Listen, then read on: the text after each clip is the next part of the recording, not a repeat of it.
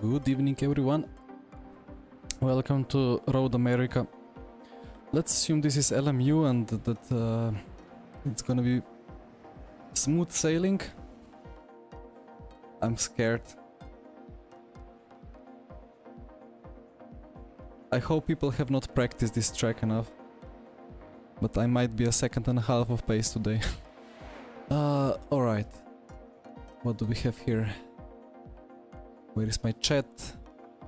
There it is. Hi Jan, welcome. Hi Pete. Yeah, I'm trying to channel my inner LMU. Although I've been driving this Cadillac IMSA thing, IMSA fixed, previous week at Suzuka, and I was really fast. Like I have beaten a 7K iRacing guy at some point. But today I don't know. This car is so weird around this track. Last time I figured out that my mic was super loud. Let me see if there is some filter. Yeah, it's, well, plus 2 decibels. Anyway, let me know if the engine sounds are too low or anything. Well, where is my race lab? Yeah, there it is. Why isn't it moving? Locked.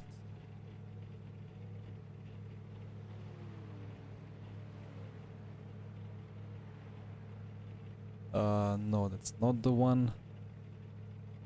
That's not the one either. Where is OBS? Ah, it's nicely visible, I hope. Like this. Okay, well, the session is starting. Yes, no, and we are loading. So, well, I had iRacing crashing on me while loading. It's not esports ready yet. It's so funny. All the issues that people complain about RF2 and LMU, I find them sooner or later in iRacing as well. Not sure if I'm just having bad luck with it, but it's so ironic. Hi Fabio. But yeah, the plan is to do this IMSA endurance thing. It's just 35-minute race with a pit stop. Oh no, I have not calculated the strategy yet. I have no idea how much fuel I need. At Suzuka it was like 25 liters. Maybe I just add 30 and call it a day.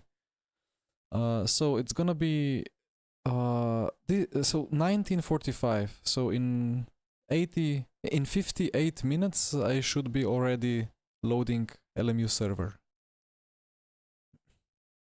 Developers dream of a tester. Sometimes it feel like that, yeah. Like this iRacing UI literally told me like the game or like the sim or something, the program is not responding for like 28 seconds or something, so therefore it's like not loading anymore.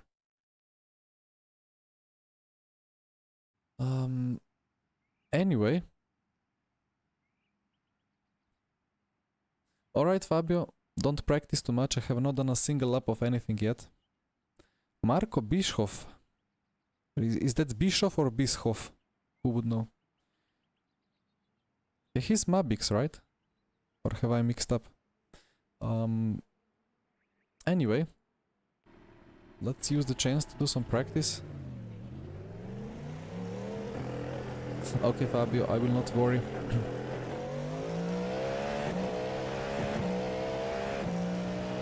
But I'm looking forward to the weather forecast of the Fuji. It's gonna be dry, rain, dry. And I have actually done a lot of, well, if you remember, I was 3.3k iRating on Thursday. I'm somehow 4.1k iRating today. And Thursday's stream title was like, can I gain 1,000 per month of iRating? Looks like I'm gonna be, well, if today doesn't go too wrong, I have good chances of gaining 1k iRating in 1 week. Although going from 3.3 to 4.3 is a very different story than going from, I don't know, 7.3 to 8.3.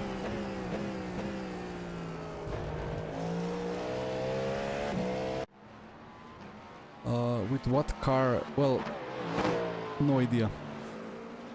Yeah, Pete. I don't know.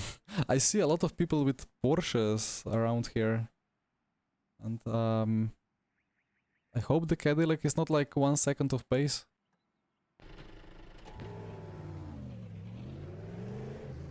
Pedro Valencia P1. Yeah, I have beaten him, I think, or like I think I have beaten him at Suzuka. He seemed like slower than me, but here he instantly did like 46.0 and I'm stuck on 47s.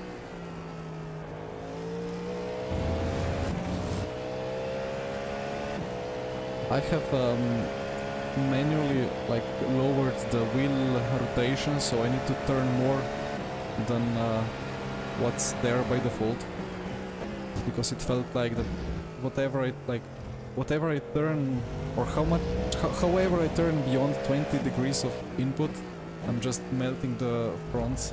But now I feel like sometimes I still need to turn way too much. I just don't understand what the car wants from me, so... Like in real life, had 20 laps of practice, now time for quali, let's make best of it.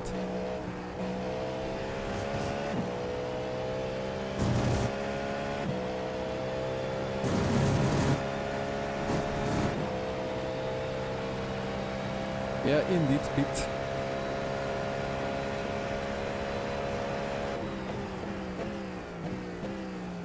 I wanted to then check the Porsche hypercar, like Porsche GTP, but it turned out I don't even have it. And I'm not gonna buy a car just to drive it once or something. It's a bit wide. Brake bias needs to go rearwards. Green flag, green flag. Okay, here comes your first time lap. Well, let's go.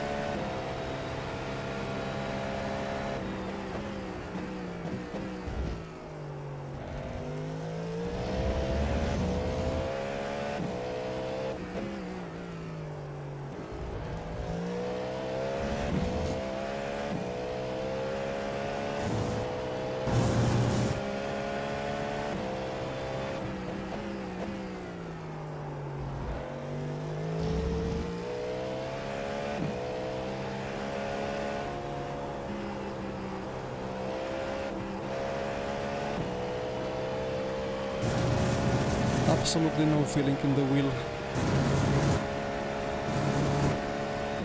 But still green, so that's fine.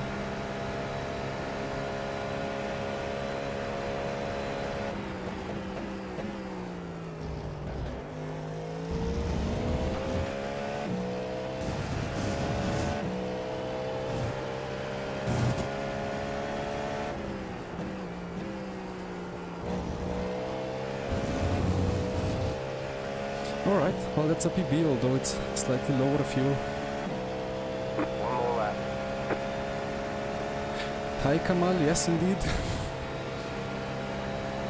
Half a second off pace for now.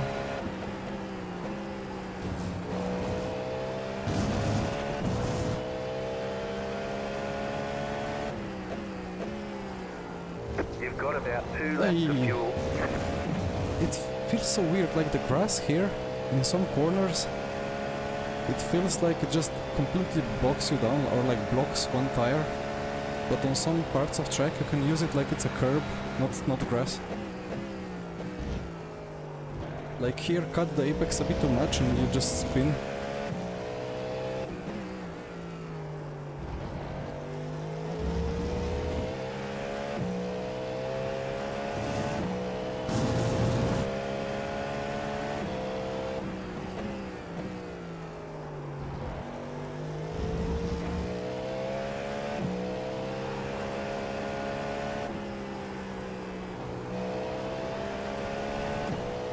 then here you can just use it, touch it, whatever.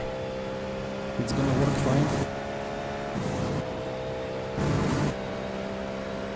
These curbs are so loud.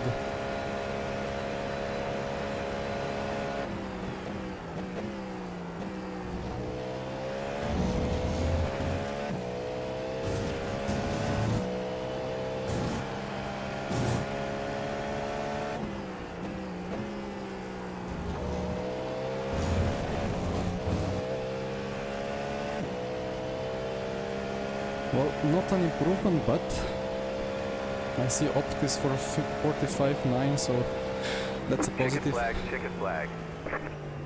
How many people without lap time yet? One. And not too many GTPs, so I guess not too much A rating can be lost. I'll actually gain 50 if I finish P4. Wow, okay.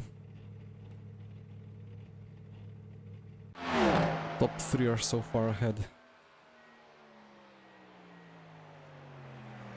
Yeah, if LMU got like IMSA license or something, maybe in 26, let's say, then it gets all the tracks. That would be great, having a couple of American circuits. They could just copy paste like Long Beach and Daytona, and well, Sebring is already there.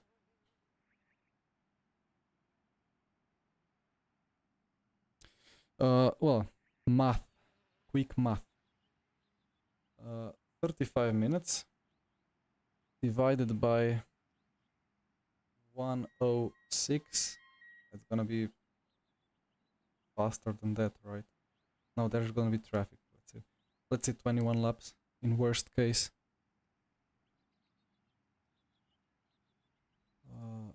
Workspace, iRacing, it's already open. Okay.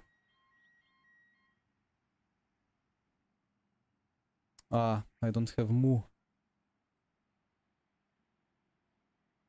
Generate my telemetry, thank you.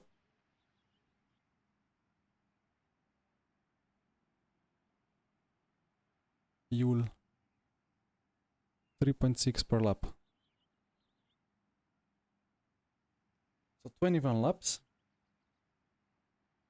Plus 2 liters for out lap, let's say I need 78. So maybe need to refuel over 30.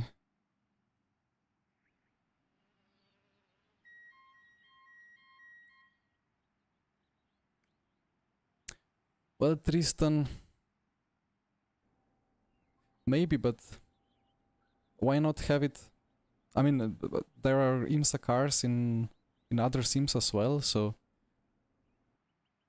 maybe there's never gonna be official IMSA series outside iRacing, but that doesn't mean that like the content cannot be elsewhere.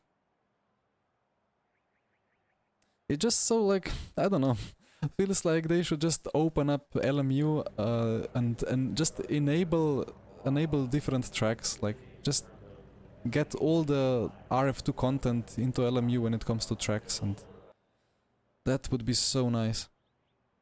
But I really don't know, not sure about the licenses and what has to be accepted and what is allowed or not by all the contracts.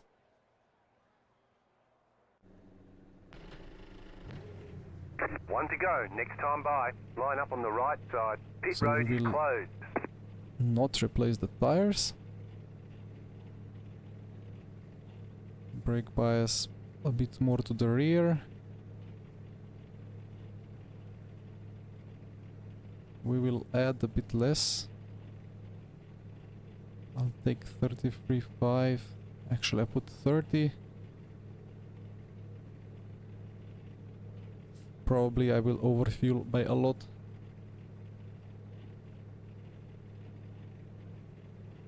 So, okay, P5 on the grid. If I finish P5, I still gain 36. That's beautiful. I should be able to get a top 5 here if I don't get destroyed. Abend, Daniele.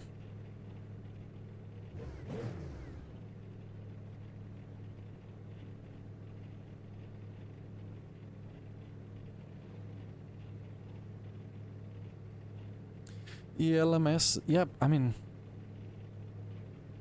is it the same? Is it the same organizer? Probably it is, right? For WEC and ELMS, should be relatively easy indeed. I mean, just put some more tracks into there.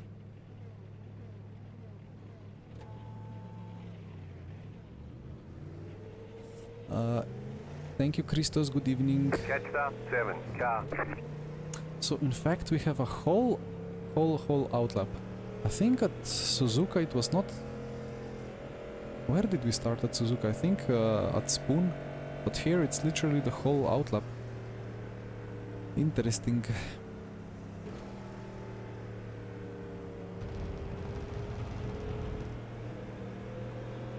Am I going to play Stalker? Never say never, but to be honest, I don't even know what game is it. I just heard of it quite, like, relatively a lot, but not a great chance I streamed it.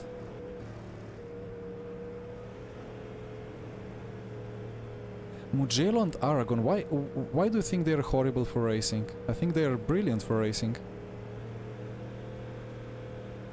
Well, depends on the layout. Like, Aragon is a really good one. If they... Like, I think there is a layout without the chicane, and then you have that very long kind of downhill-ish straight with huge top speeds and a very wide track. Well, Aragon is big, isn't it? For multiclass it should be good. Mugello is a bit tiny for multiclass for sure. But well, they do IMSA at Long Beach, so why not Mugello?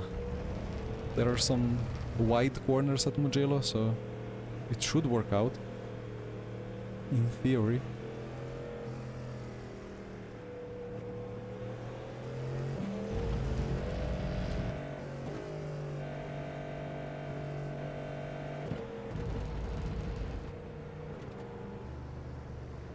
I guess the idea here is to save a lot of fuel.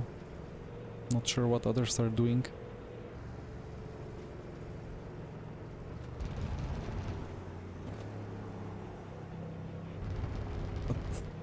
Well, potentially no way to battle for the podium if they don't crash out, so it doesn't make any difference if I save 0.1 liter on outlap. Hi Lunatic, this is, well, in iRacing this is GTP, but, well, hypercars.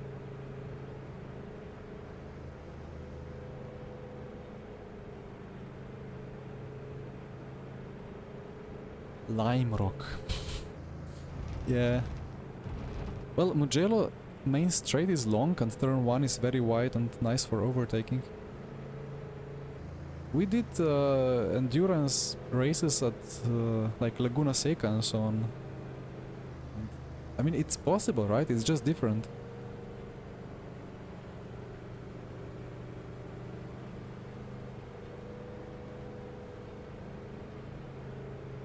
Thing is that you just adjust the strategy because you're gonna lose so much time behind slower class cars if you are like hypercar.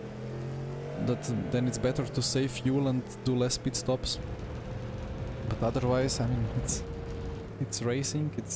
The tracks nowadays are all kind of wide enough for good racing.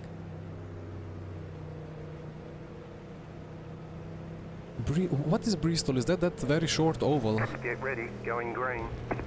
I think all the cars ahead are Porsches. I think it kind of says... No, it doesn't say. Maybe it says Porsche, like, but I have lowish details. Whoa. I'm such an iRacing noob. Green flag, green flag. I never expect this start to be that quick. In LMU it takes ages. Car right. Is car right still? It is. Clear. Well, that went a bit wrong, didn't it? Right side.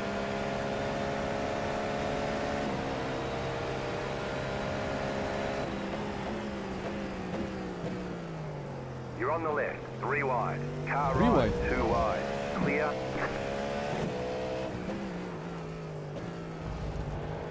This corner is utterly terrible in iRacing.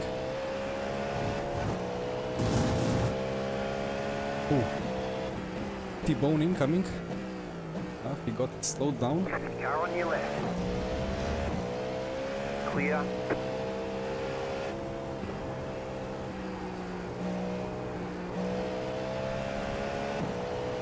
That was P3, he's gonna fly by.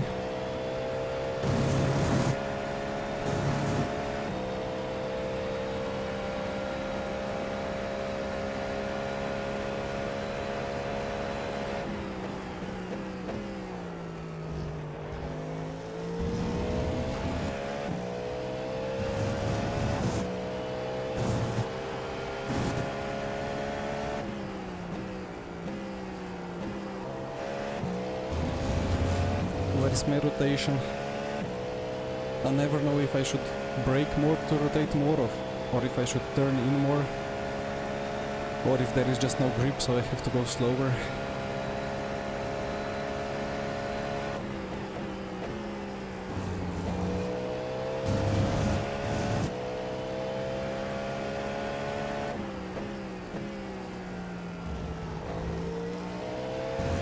In these corners I just lose so much because I don't know what to do with the car. I think I need to brake later, but in more of an iRacing way. Alright, P6.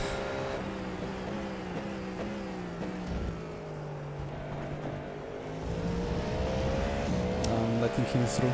Left side. Clear on the left. Car on your left. Clear.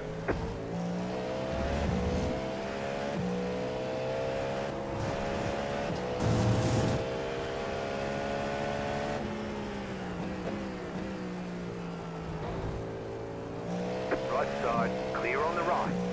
Interesting, he has damage, I guess.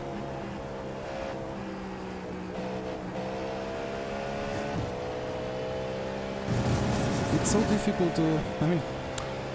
Yeah, it's a sim, but it's difficult. The most difficult thing is to switch from filling the car through a corner to just like driving on the rails.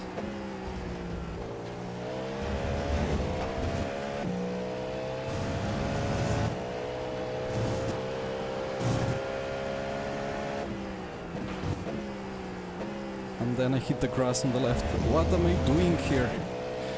Oh dear. Car on your left.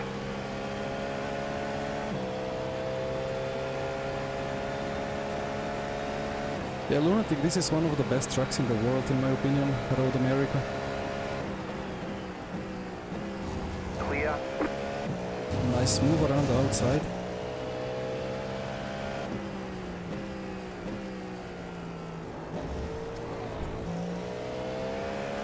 I have no idea what I'm doing. What? Car on your left. Nice net code. Clear on the left. Left side.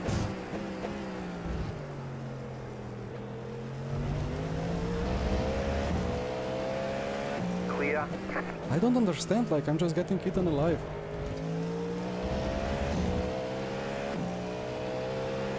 Well, now I'm losing 21. Is it just being out of sequence or what? Car right. Clear.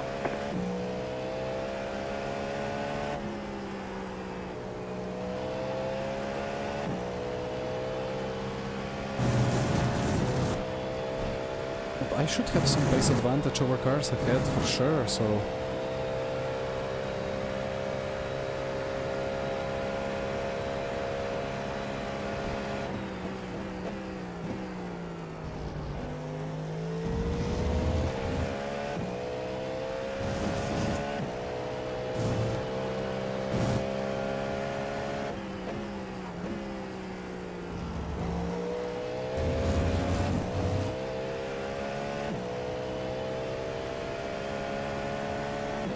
In the last corner I need to drive diagonally onto that runoff.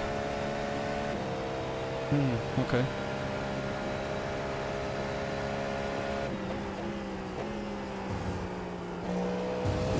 if I carry speed, my idea of carrying speed is that the front kind of gets the load and can carry the speed around the corner, but I think the way to carry speed here is a different approach.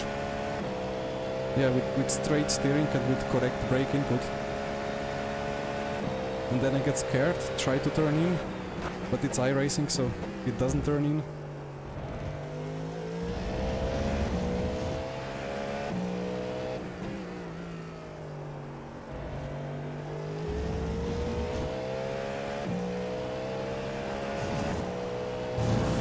And then I suppose in qualifying it was fine, because I was just in the poly mode mentally, and then always when I go into a race I mentally change the way I drive and rely purely on the FFB and the feeling of the car, and here I don't get much of that. And when I don't trust the car, I guess it's a recipe for disaster. Although, well, I'm losing only 7 in iRating now, and the guy ahead looks like he's very wounded.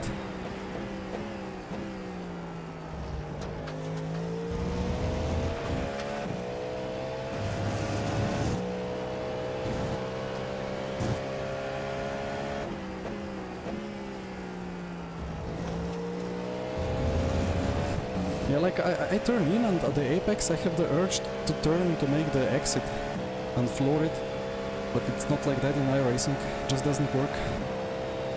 Just set your fastest lap of the session.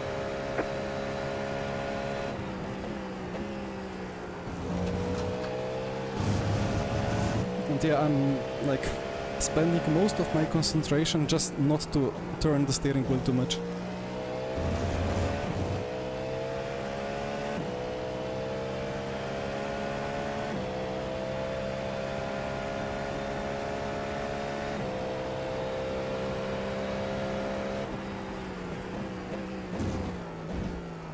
That's not a cut or what? They're all going massively right there.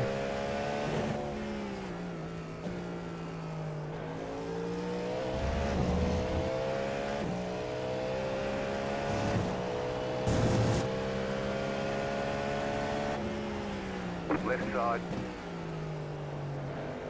Clear on the left. That was scary.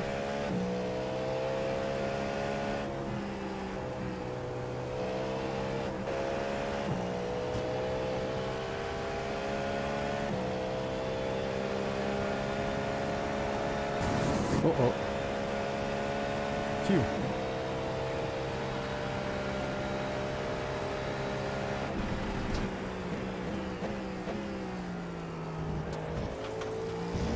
And there seems to be a big need to use that grass in numerous places. Right side. Clear on the right.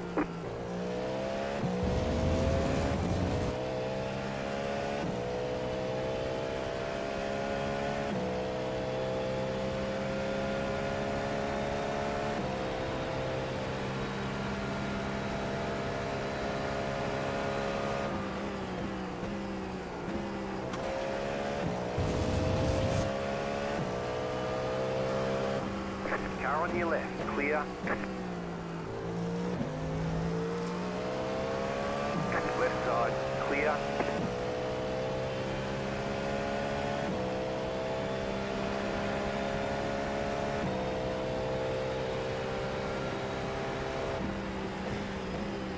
Right side, clear.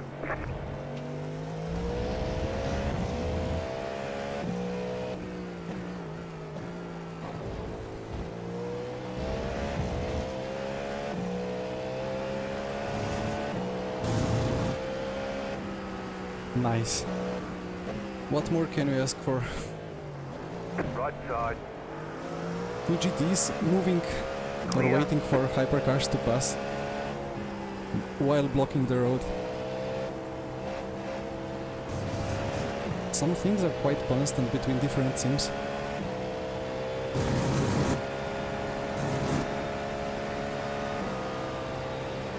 There is so much of these GTEs here, or GT3s. car on your left, clear on the left. Slightly risky, but had to be done. Oi, oi, what? Okay. Interesting.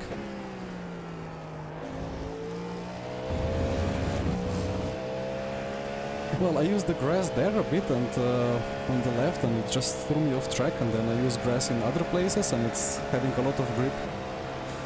Yeah, we would just have to learn the track, I suppose.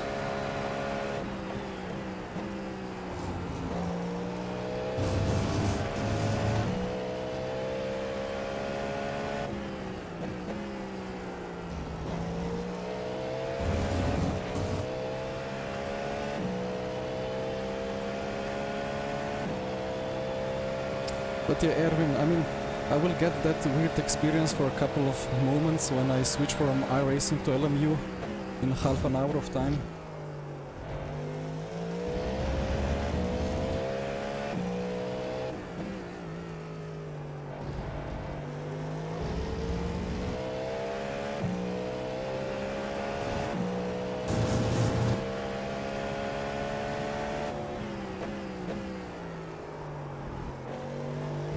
I think I'm turning too much still.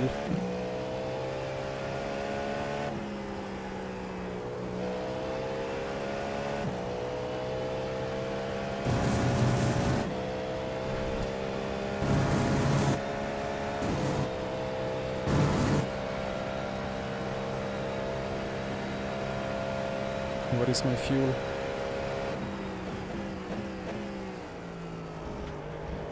Is there a way in iRacing to just like click a button and go to a certain screen on the MFD?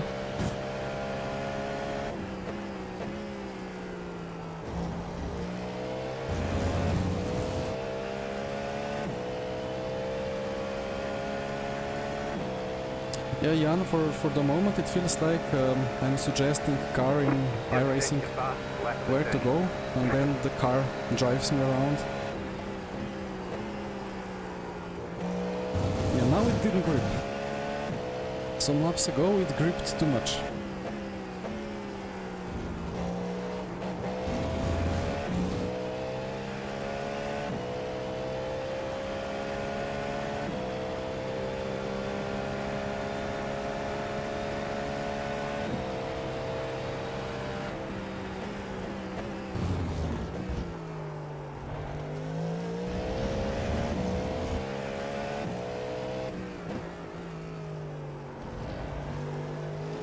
Third gear is alright here.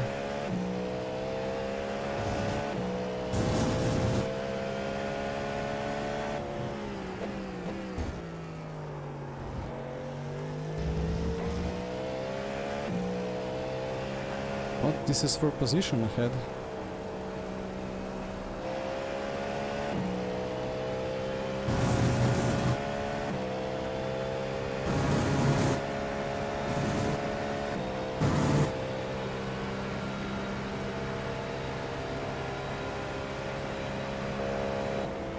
Mother iRacing.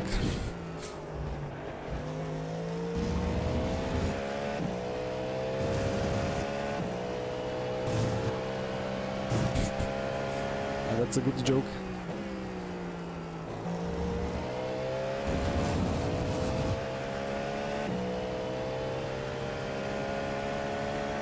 I really thought I would have the pace advantage over those lower rated cars that are now, or like drivers who are now in 5th and 4th, I think. I'm melting my front outside. I'm doing terrible lap times.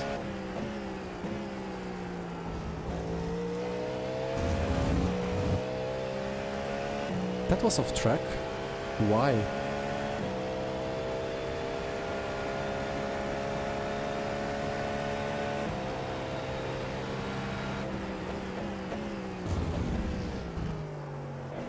Yeah, if I go off track there, I don't get off track, but then the corner is so much easier.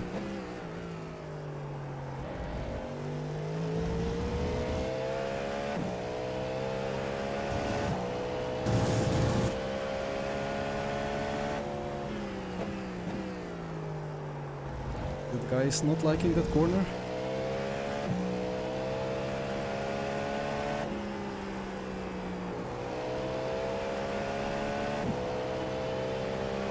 this carousel was now somehow very good.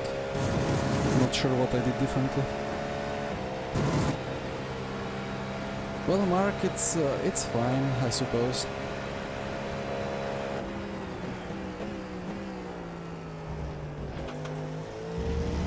It's just missing the front axle, like most of iRacing cars anyway.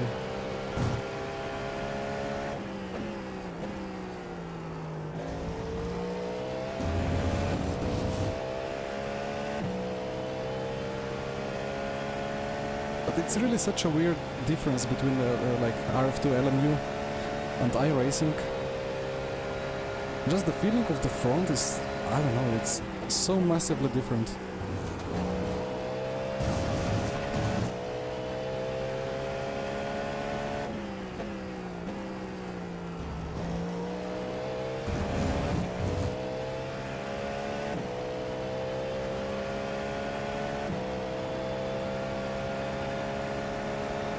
Yeah, the Acura, the Honda Civic.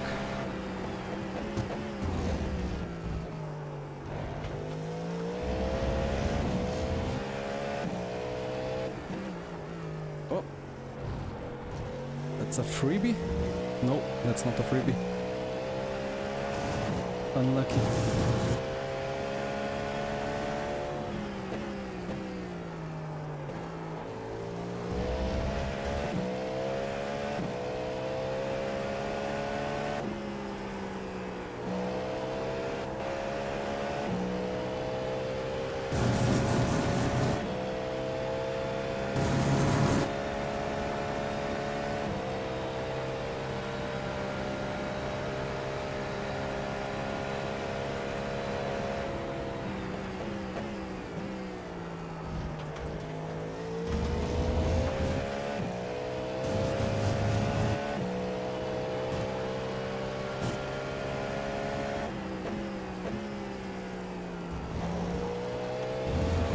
He's clipping the grass there on the apex.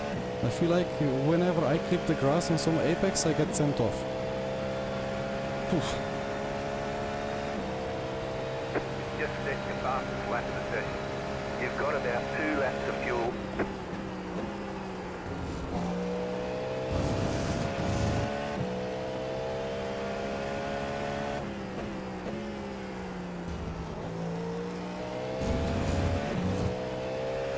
I'm over 1 second off my qualify, so I don't get it.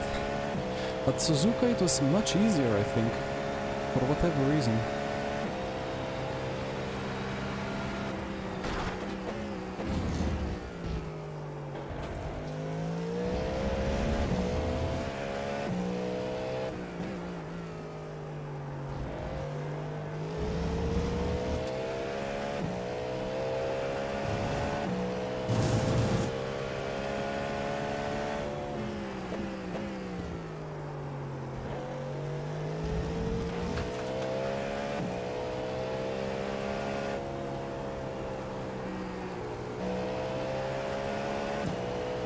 And now it just hooked on the like at the apex. I see there was a groove, and if I was 1 centimeter out of it, it would understeer. But now it grabbed onto the apex. Quite funny.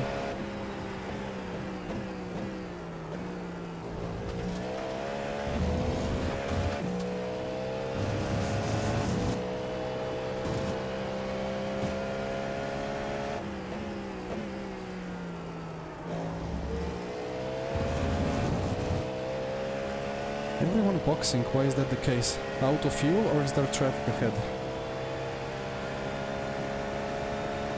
I guess there is traffic ahead.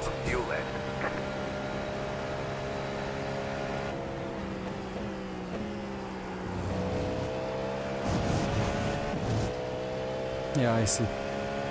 Traffic. My relative doesn't go far enough. Well, about the LMP2 in iRacing, to me it feels just like a copy-paste of the hypercars. It feels exactly the same, just a bit slower.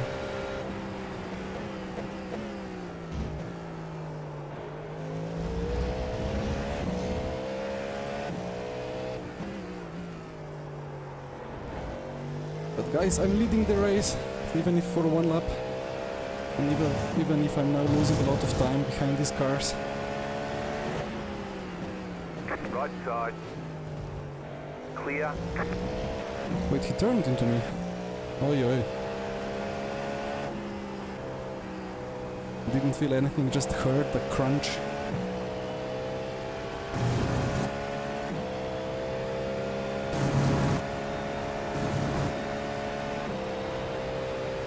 No, don't block my road. Alright.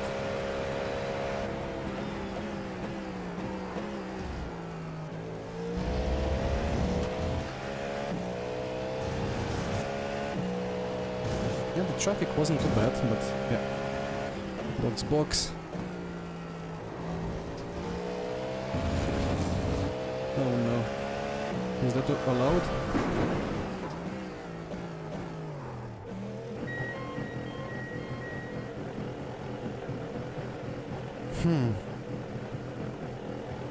Where is my my guy? Pit boxing. 10. My fuel. 5, 3, 2, 1. That's it. We're out of fuel right here. We're out of fuel. Well, luckily the fuel is back. I mean, the grass has a lot of grip, so I went for it and hope that it's gonna grip like it does for most others when they use the grass.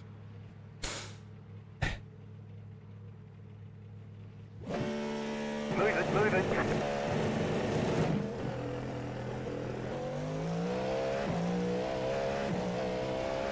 Right.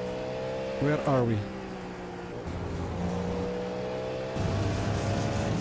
P6?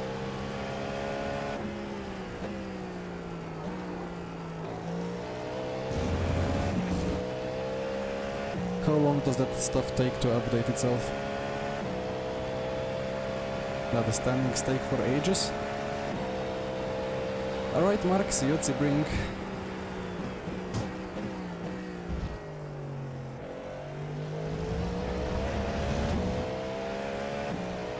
Car right. Clear on the right.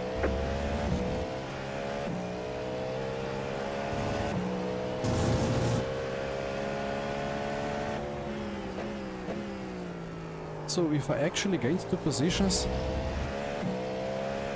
I hope I have not massively underfueled. I took a lap less, but well, it should be correct fuel-wise, because when I did my calc I wasn't even accounting for the pit stop, so now the fuel should be perfect, or even, yeah, I think it should be perfect, spot on.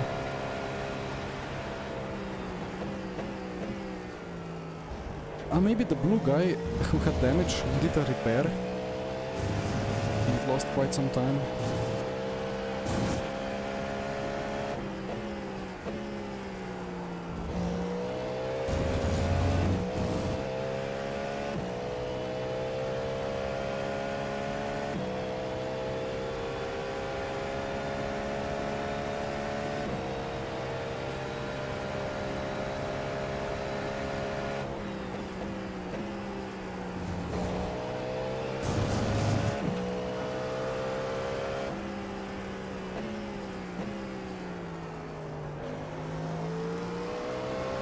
Car on your left. Clear.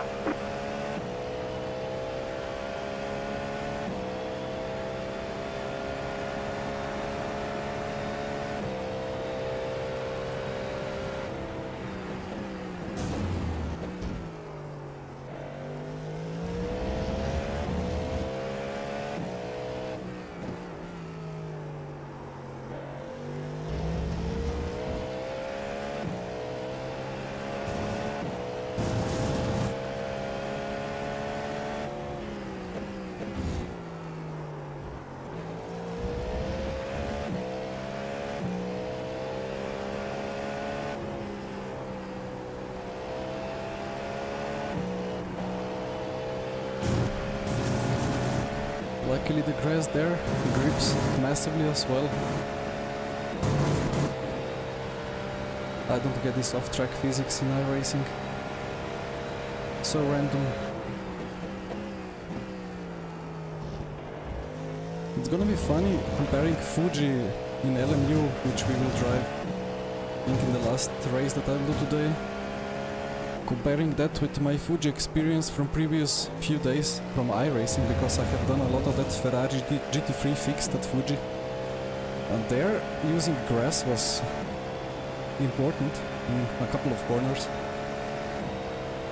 And the curbs and off tracks and stuff like that, but in LMU it's just a lot slower and a lot bumpier.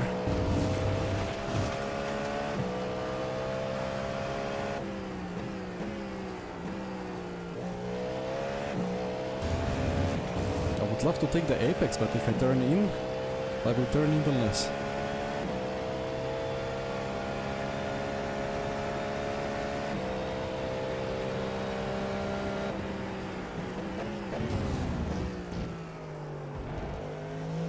I hope I have enough pace to stay in front of E7. Oh, yeah, that's not the way to do it. That corner is so terrible when the rear unloads. In RF2, you can at least feel what roughly the rear or like the front is doing, and then you react to that. But here you feel absolutely nothing and just have to guess at what point the car will snap. Yeah, now don't left melted again.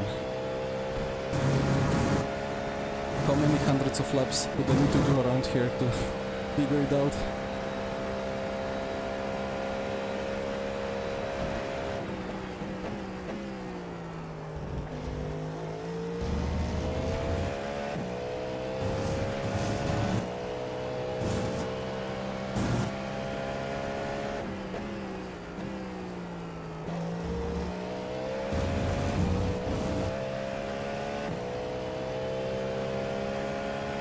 Hi Tsari. One day I say Kari, one day it's Tsari. I guess it's Tz. Must be Tz.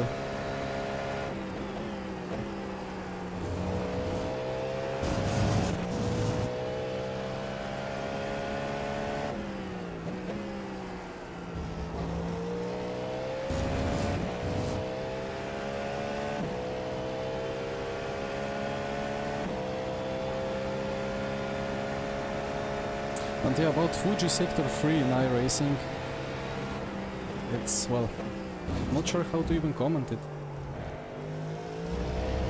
It's like DRS was opened constantly.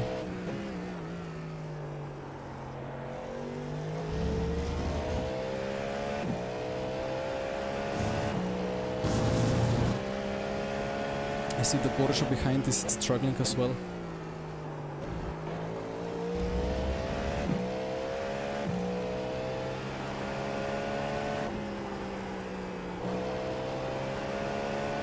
Now it grips, so I have to go flat out very deep into the corner, even by leaning onto front left a bit.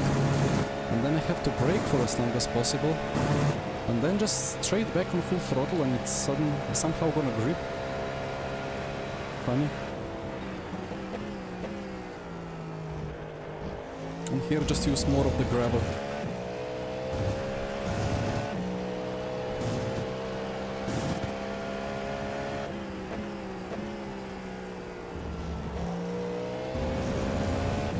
Here I need to brake less. I think I was just braking too hard previous laps. If I brake less, I can just carry more speed and it just turns. It makes no sense.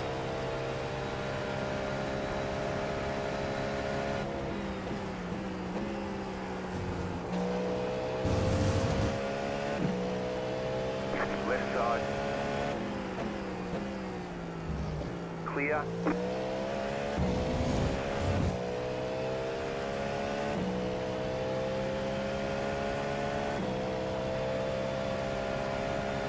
Yeah, Erwin, exactly.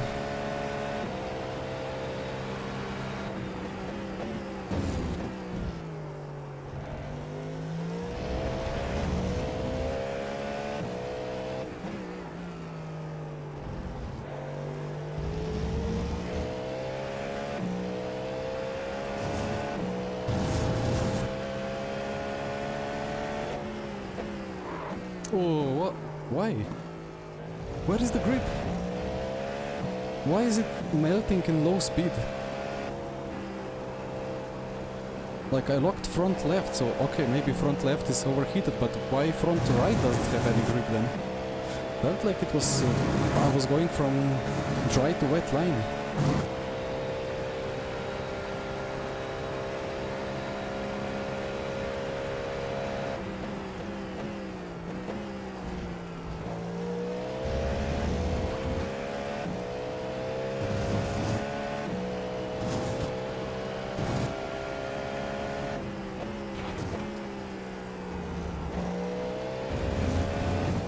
Touching the grass in every part of the corner seems to be working.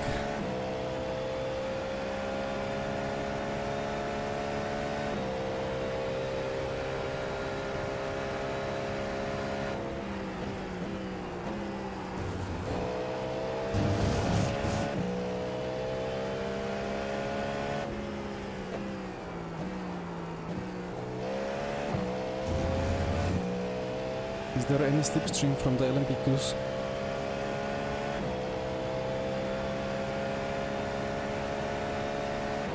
Ah, is the Porsche slower on the straight? Clear on the right. Ay. Turn.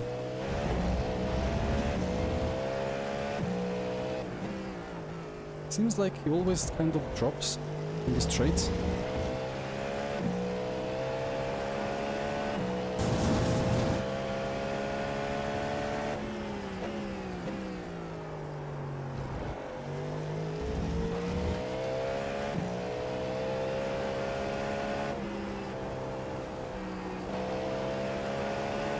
I lifted too early, and then the exit is a struggle.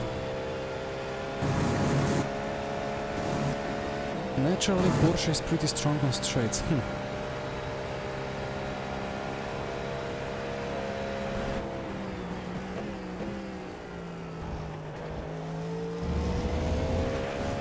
Ah, that's off track. Ah, that's so unnatural.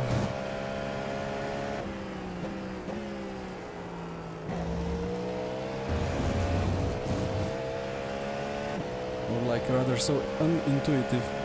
Some cuts are just free real estate to the wall, 10 meters of track. Some cuts are still half a car on track, but it's already a cut. Ah, the gravel is useful here as well.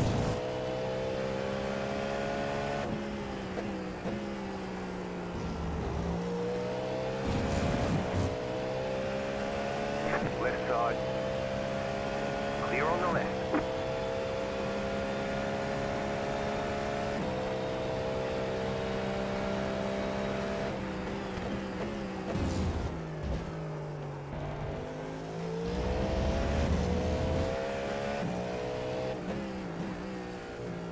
Not sure what is going on with the time, but this should be over 3 minutes ago according to the schedule on iRacing website. 7 minutes before LMU race starts. Well, maybe I'll do some different race first.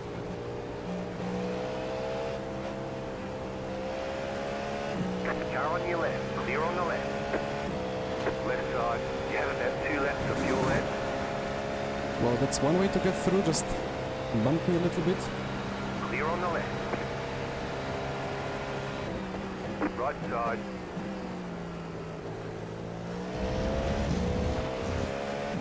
Clear on the right.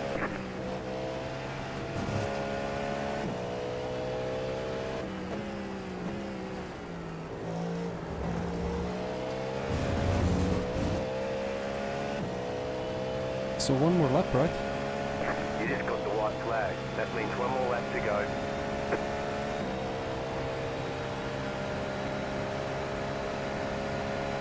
Car right.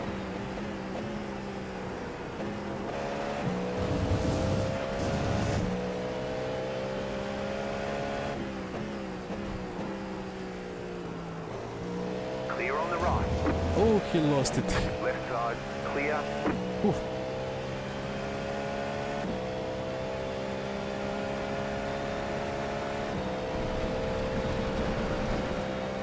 Yeah, why is that off track?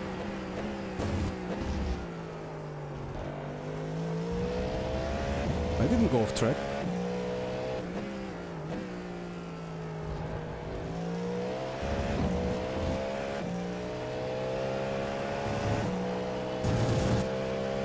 Karma Coma, I really don't know when exactly iRacing scanned it. Right side, clear on the right.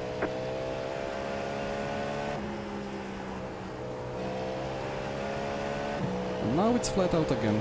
With a bit of grass. Okay. It's iRacing grass, so One lap of fuel left. the grip is better than damp road. You know what? This all went relatively well. I messed up a lot at the start, lost all the confidence. Had to take it much more easier and let some people through instead of defending and battling. But I'm still going to gain plus 7. What? Plus 7. Okay. Wait. What? What's going on there? Ticket flag, ticket flag. I was 7th for a moment, now I'm 6th again. Yeah, plus 21. Okay, well, guess that should be it. Let me quickly open Le Mans Ultimate. Come on. Well, I'll try to look at the replay, what happened there. Because it was a really good battle. Far chase. Where is my LMU?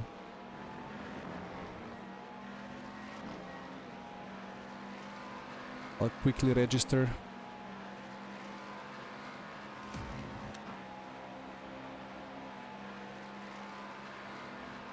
Come on, iRacing. Why? Where is the game here? So, Le Mans Ultimate.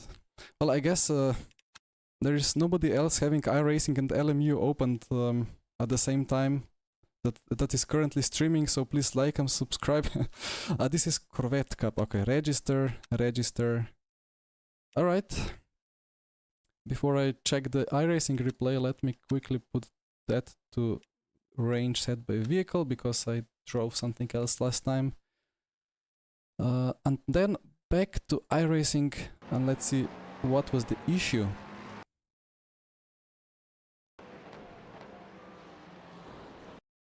What?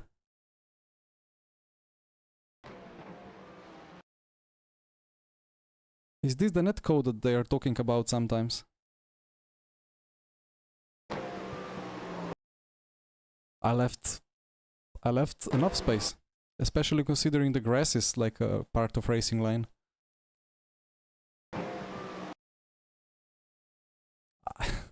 Yep, well, I got lucky this time.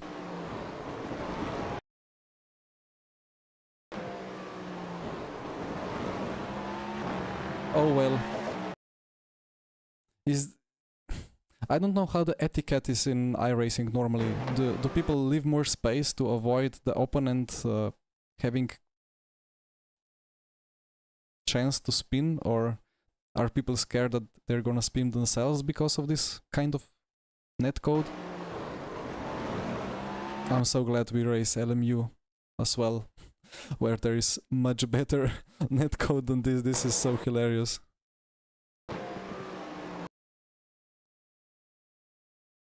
I always say I'm trying to enjoy iRacing and trying to really avoid speaking anything bad, but how can you have so many subscribers, so many millions of dollars, and not being able to just produce a simple netcode that would allow racing like we could already do with R Factor 2 in 2013, with much smaller team, without much funding? I don't get it.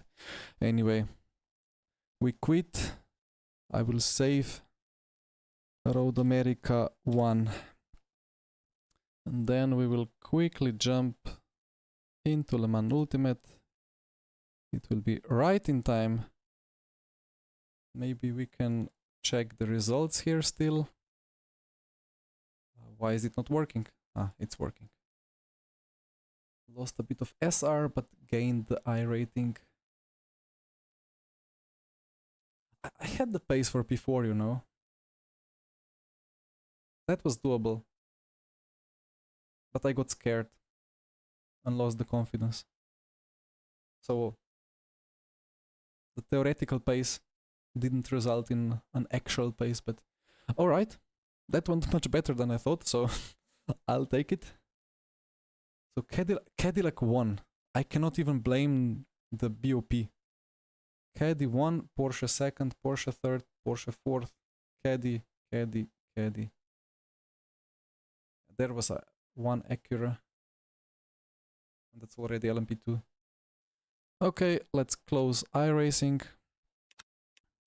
Let's mess with the UI bugs again. Out of the menu, back into the menu. It's not a bug, it's... Ah, okay, now it's there. We have Jordi, we have Nicolini.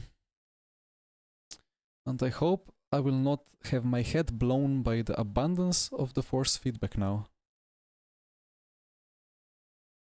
Well, Erwin, I suppose the Acura is very bad on the straights or something? Or doesn't like to accelerate?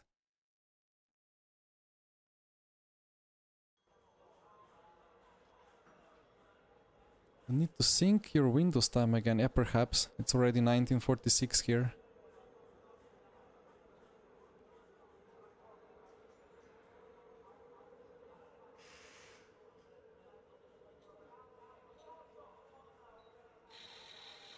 Although, what's going on? Where are all the other cars?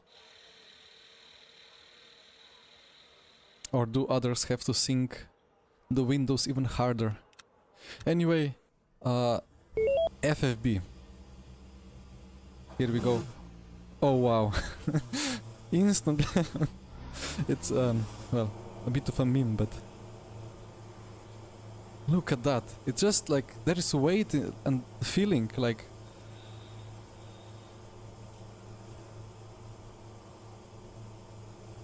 Speechless.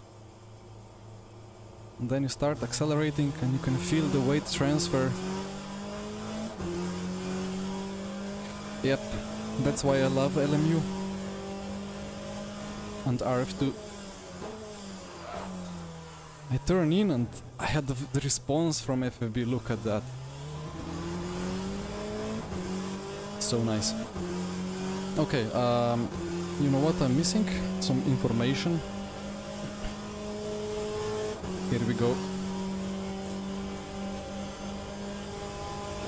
We don't need the energy, but we'll have the fuel.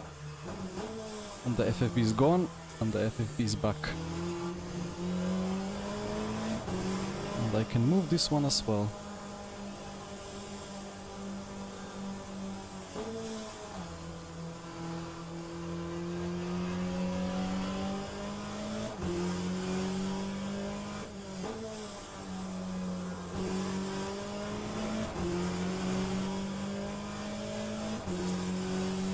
Thank you, the fried egg. You're Jason. Alright, I see you.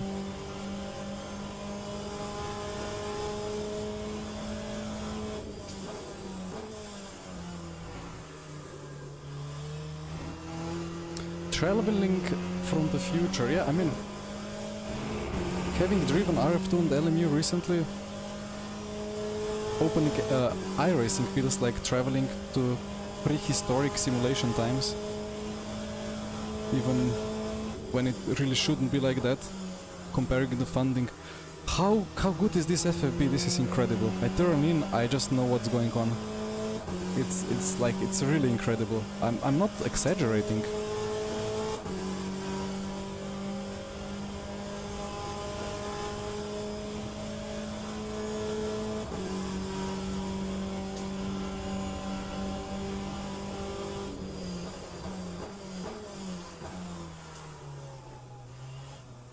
But one thing is a constant. In iRacing, the fixed setup has brake bias set in a way that you just lock up, and it's exactly the same in Le Mans Ultimate.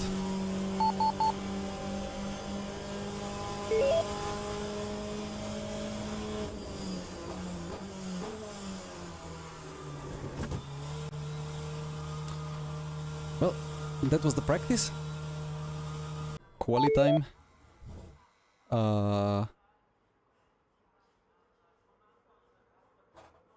What about escaping? Oh no. I have that bug again. I thought it was fixed.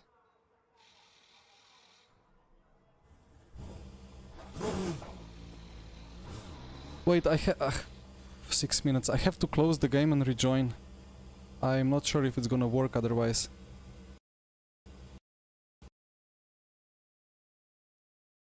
Early access. It has right to be faulty.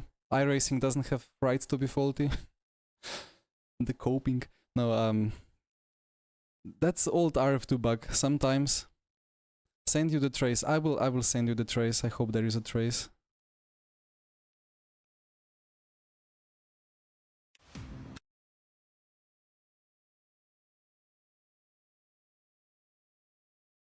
Join. Come on. Should be still enough time to make a meaningful lap time. Yeah, Erwin, I fully agree. Yeah, but that bug has been there for such a long time. I really thought it has been fixed already. But there is a lot of instability if you're on track while the session switches. If you're in the garage, it's fine, but if you're on track, then weird stuff can happen. Alright. Fuel. Fuel, return to garage. Actually, I think I would have completely forgotten to unfuel without the game crash, so... Quali is quite long anyway.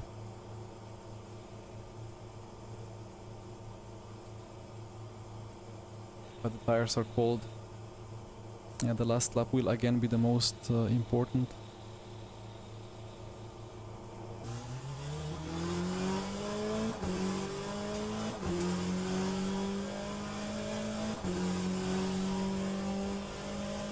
Yeah, Daniela, so supposedly, instead of going to the garage screen, it just goes into, like, as if you click drive already, but the engine is closed. And you cannot escape. After you finish the lap, like if you press escape, nothing happens. You cannot do anything unless you close the game and reopen it. I could potentially do like a lap, but maybe then the game would crash and I would not be able to rejoin. So, yeah. Yep, well, it's not even Studio 3 and 7, that's ISI era.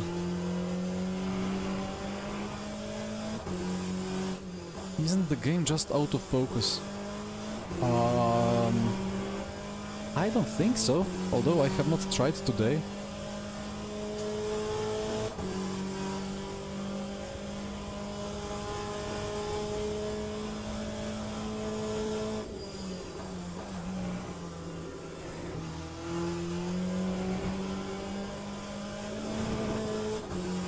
Yeah, I need to use these as carry curbs. The relative bugs. That needs to be fixed once as well.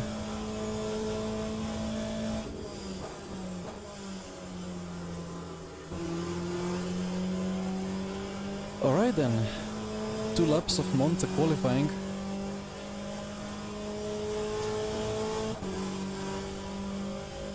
Maybe 3? No, it's not gonna be 3. 2 laps of chance.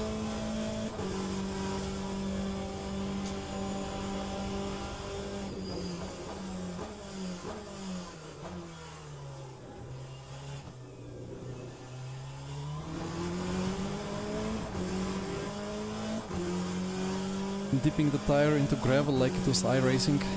Cannot do that here.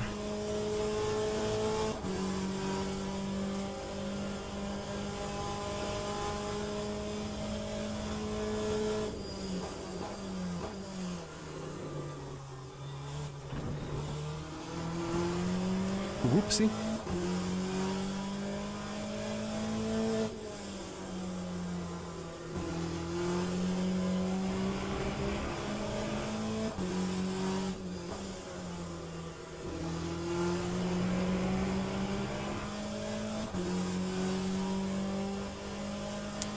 well, I think all the GTEs kind of have that squatting and diving issue to some extent.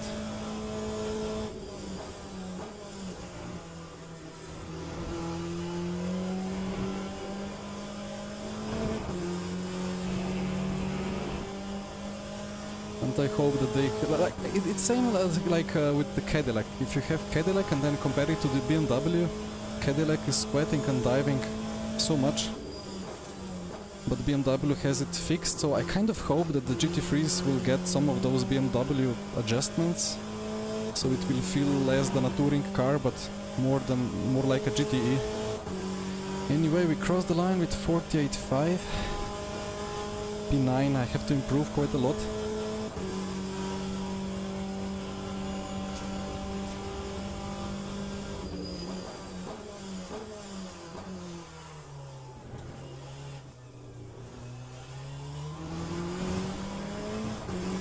Dipping into the gravel again.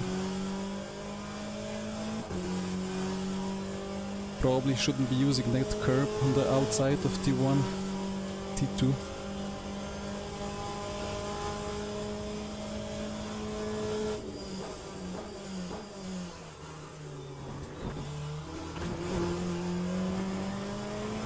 Come on Delta, go to -1 second.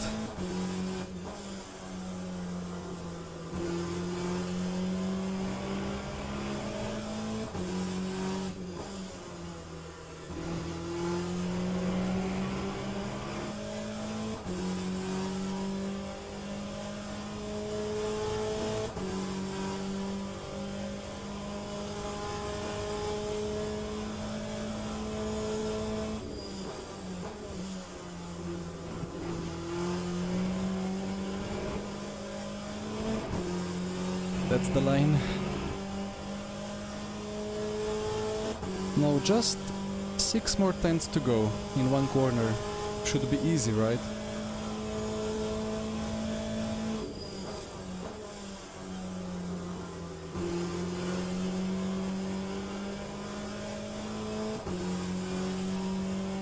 Well, 2 tenths and a half of gain in one corner, we'll have to do it. And that's a P3, alright. Not too bad. 3 tenths away. Well, let's win it into turn 1. How much fuel? I used 3.1.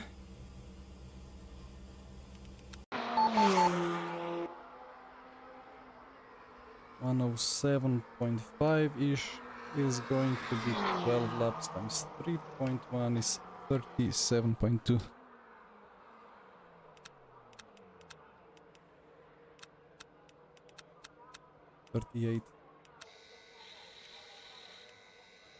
Maybe I should use more max pedal force. But I fear the lockups. I'm gonna leave it at 85. Well.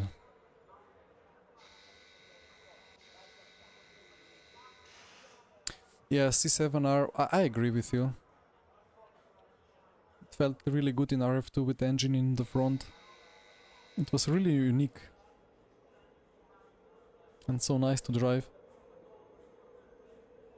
I remember it was like the AMG. But the AMG was very broken. And really bad to drive, but C7R was really nice. A bit understeery, but felt really good in RF2.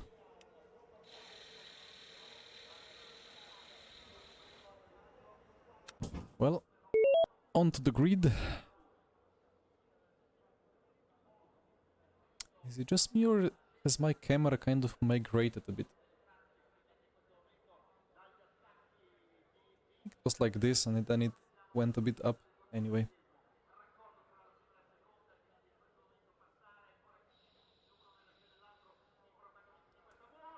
Barclay wanting to BOP the field by 2 extra liters of fuel.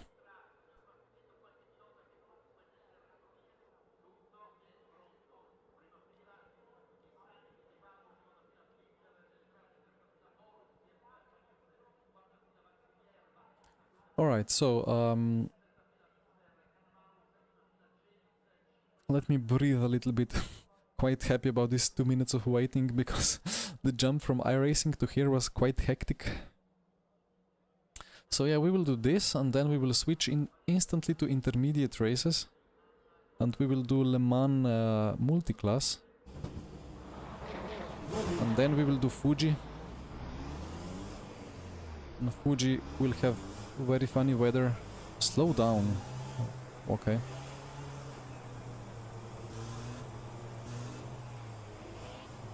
It's weird how every time the cars ahead of you just drive away while the game is telling you to slow down and then suddenly you need to re-catch. I don't know if it's like a byproduct of the programming or not.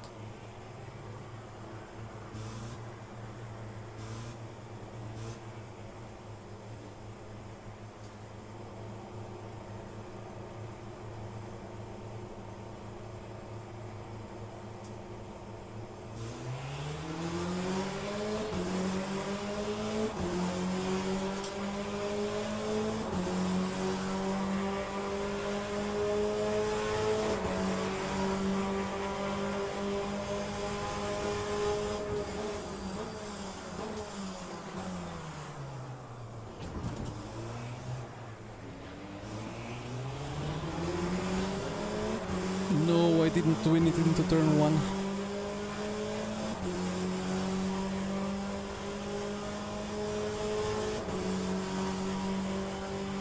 Keep battling, come on. Nice. Side by side into second chicane. Lock up.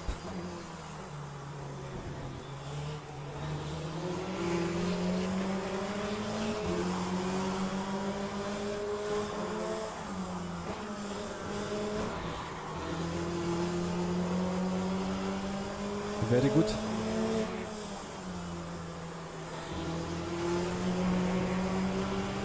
That should have been illegal overtake by Zwiers. Wonder how the game is not telling him to move over. I guess he was already ahead of Barclay once he left the track, so he just took the cut.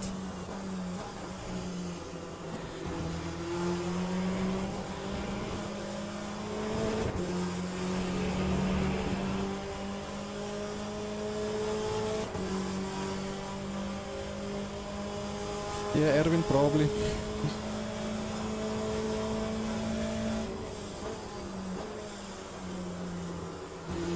I'm still reluctant to accept that fact, so then in iRacing I just push like it's LMU and then I get lucky.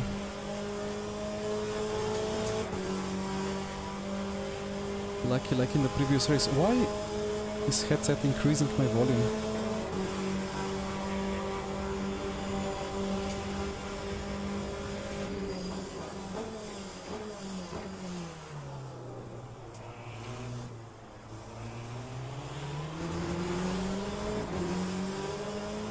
It wasn't best.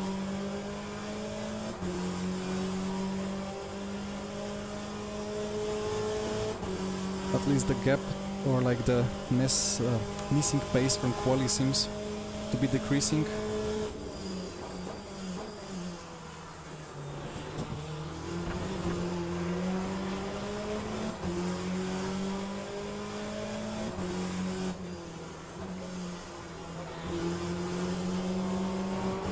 Oh, he's super slow there. I don't suppose he has damage. I don't think they crashed or anything.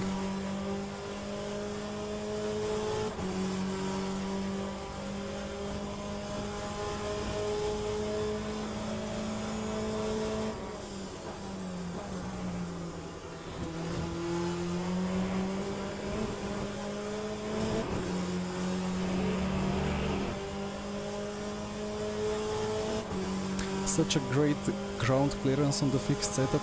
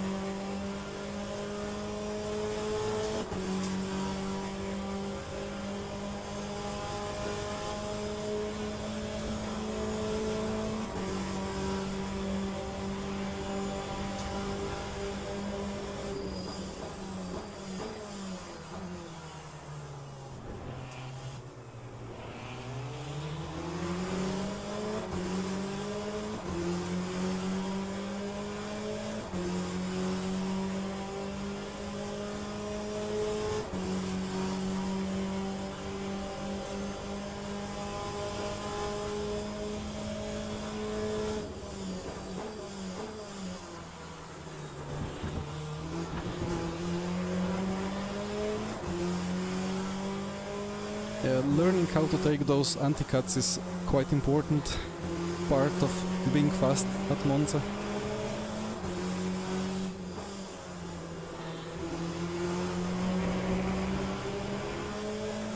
Not in all the cars though. Although I think the first anti-cut is always faster to be taken in any car, but the second one probably has to be avoided in the stiffer and faster cars.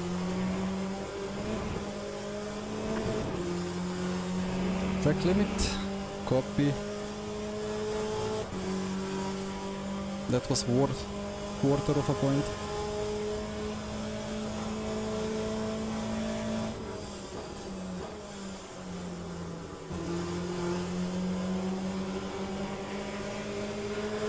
Such a beautiful thing compared to iRacing. I needed more rotation, I turned in more, and the grip eventually came. In iRacing I would go straight into him if I pushed like that. But here I have the tire to use. So nice. Bye bye. What? What?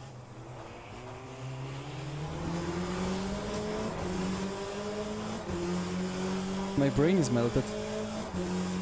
Thinking of iRacing too much. And then I thought I was braking spot on and that he's just gonna understeer off track. But he, well, barely, but he made the apex, or stayed on track.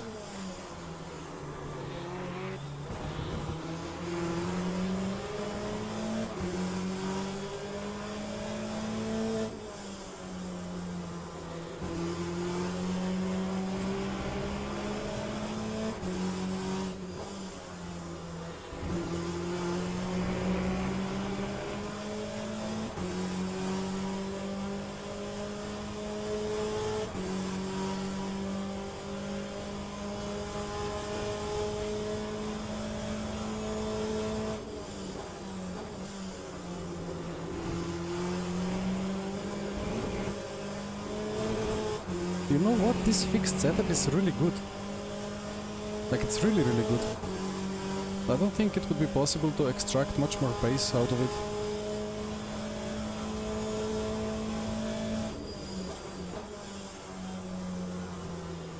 Like, the balance is spot on. You can really push the car on it. And if that's the case in RF2 and LMU, that means that most likely there is really not too much of lap time remaining into it.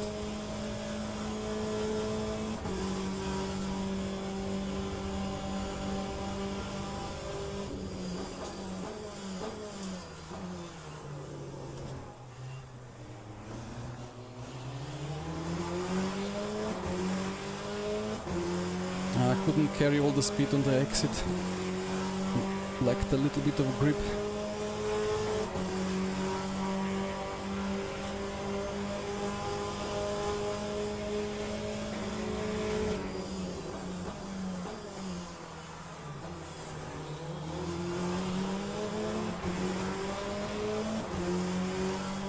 I did expect a bigger switchback.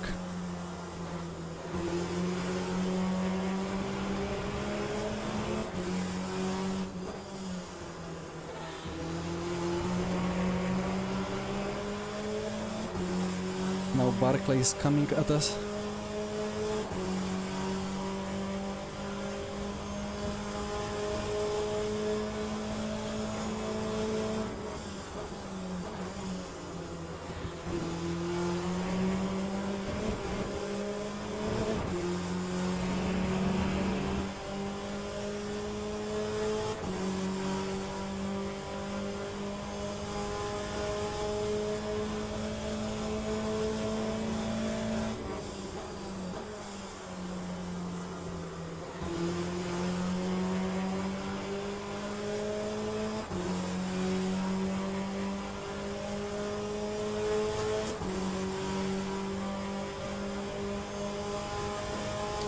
Oh dear. Will we have to do a Verstappen?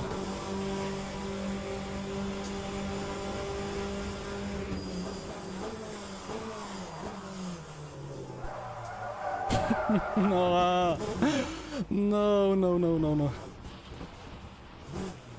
iRacing has destroyed me. Completely destroyed me. I'm spinning quite a lot lately, you know.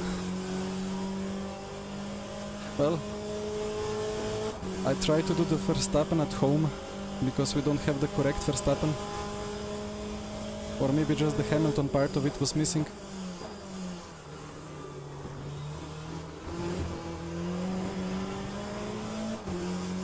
Oh, time to fight back into P3.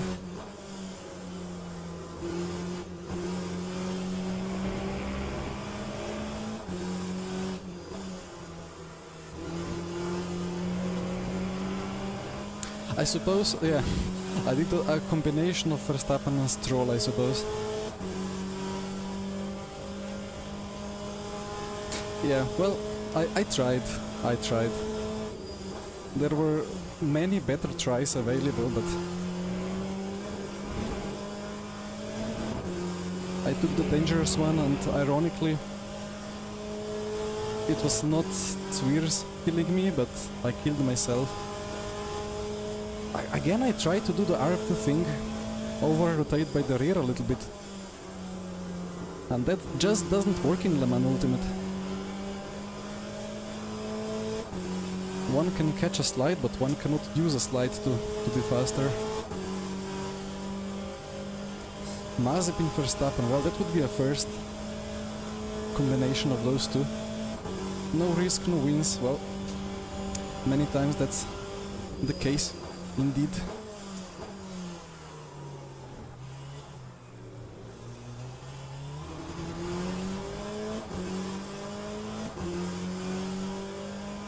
Well, it should be 6 more laps, right? Maybe 5.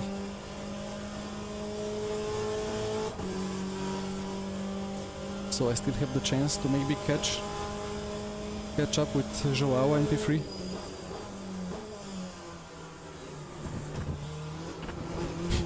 Well, poor Joao. Does that count as a mind punt?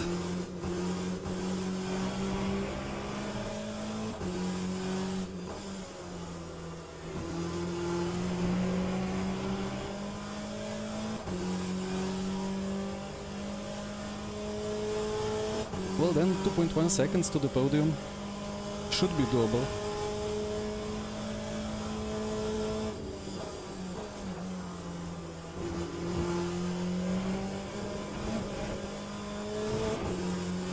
Using all of the road.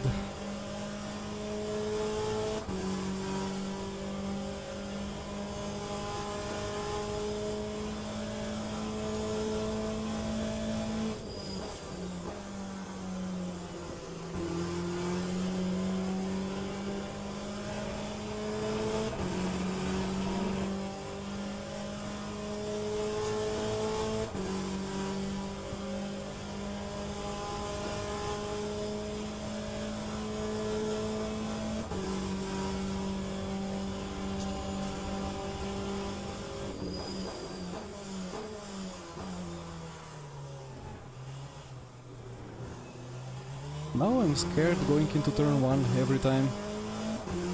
Maybe I need to just adjust the brake bias a bit.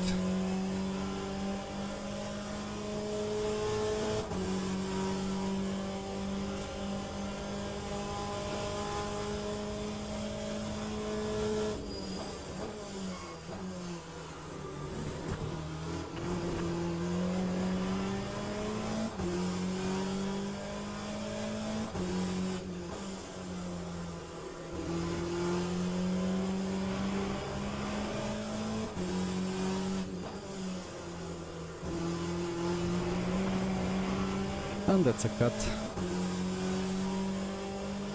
Worth it.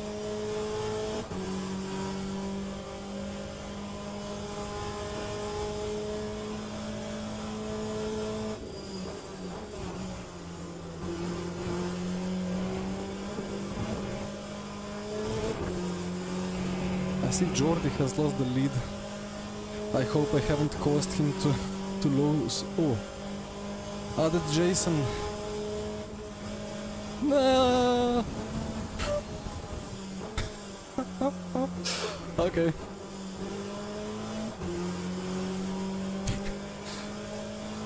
Yeah, I saw him trying to avoid the P3. And then instead of going the same way, I went the other way. Yeah, that happens with very broken suspension.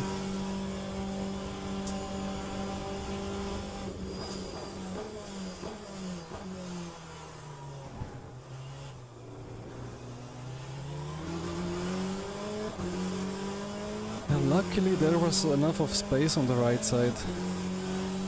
Although one could say that I've been killed by somebody with broken suspension so many times already that I got the practice of that, so I was able to avoid.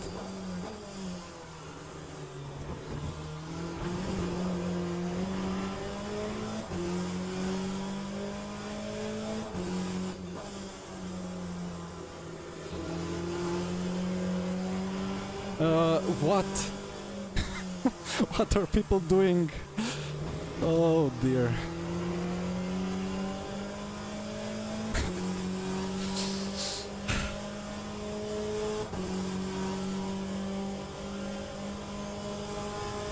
Well, I saw exactly the same thing in some iRacing server earlier today.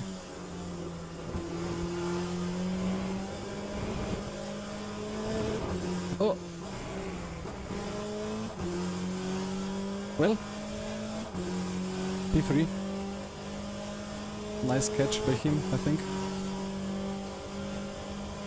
He's gonna enjoy some 3 wide.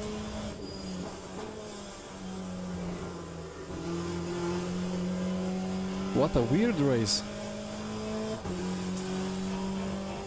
Just Barkley and Swears have to spin, and then we have a full house.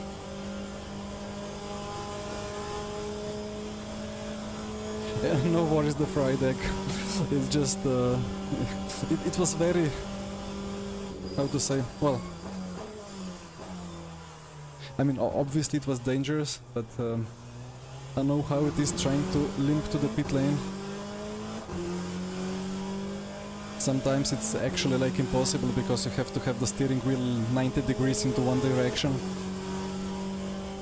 And then you know that you have 3 minutes of repair, so it's kind of uneconomical to repair almost. But well, just about survived.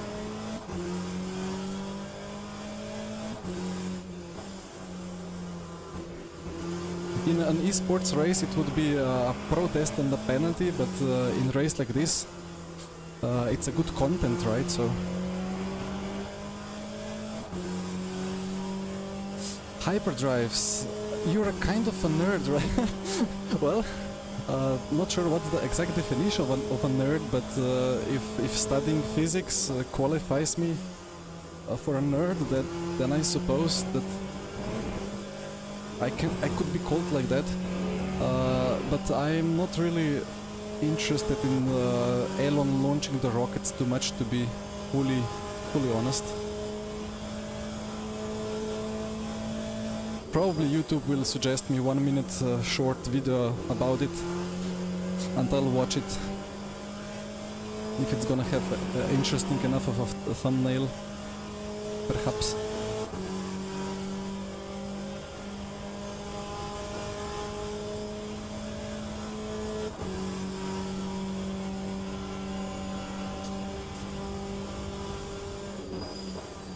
Is it actually 1 lap to go, or is LMU still not fixed? I don't think it's 1 lap to go.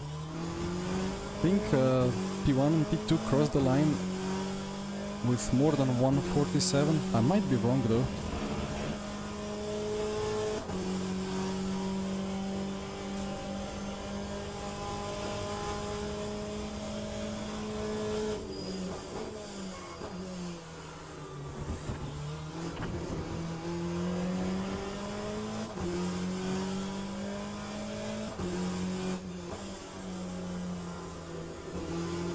Yeah, no worries, Friday. Again, no crashes, so in the end it was just about alright.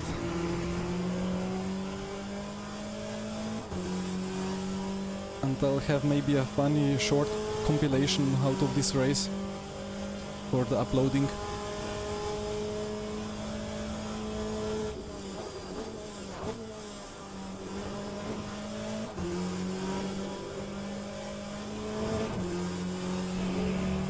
So let's see if this is actually the last lap.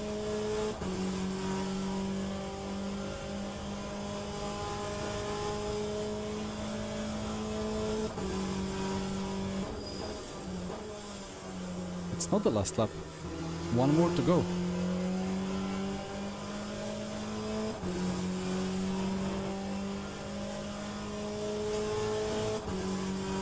Yeah, I wonder, because in iRacing sometimes it says last lap, and then it's actually the last lap even if you have like 3 seconds of the race remaining. I had an occurrence like that and I was confused why is there not another lap. But I think in iRacing, there is some like maybe it predetermines how many laps it will have. Not sure how it calls the last lap or white flag in iRacing. Live stream of the rocket on almost all afternoon. I mean, it's a really good thing. Well, speaking of rockets, the movie that I have watched maybe the most times in my life was now I know the Slovenian title, but I don't think I know the English title. Basically, it was like old American movie about well, it began with showing people breaking the sound barrier with those airplanes first. What was it, that Bell X1 or something? And then it ended up with people actually going into the orbit for the first time. I think it was called like the good stuff or the right stuff or something like that in English. The right stuff. That's potentially it. My older brother recorded it on the VHS tape, and then I was like 5 years old or something, and I just watched it 10 times for whatever reason.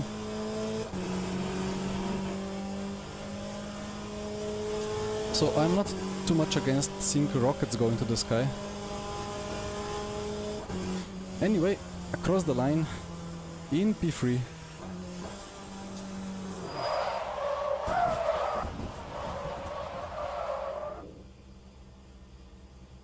Oof. What a weird race. What an extremely weird race. So we should have... Where is my... yeah, there should be some time to go till the next round, so I have time to check some replays, because that was crazy. And it's nice because in LMU I actually know how to watch a replay and how to rewind it. Okay, not much going on there. Ah, yeah, this one. Yeah, Joao, it was funny. I was just saying, well, maybe I can catch you. Next corner, I caught you. Jordi... I guess in real life this would be an illegal overtake, but in LMU it's street justice.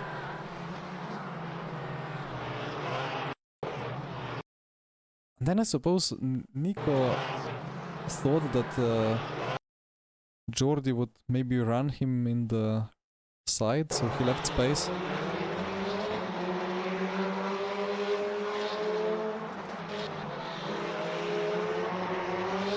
This was some fun racing.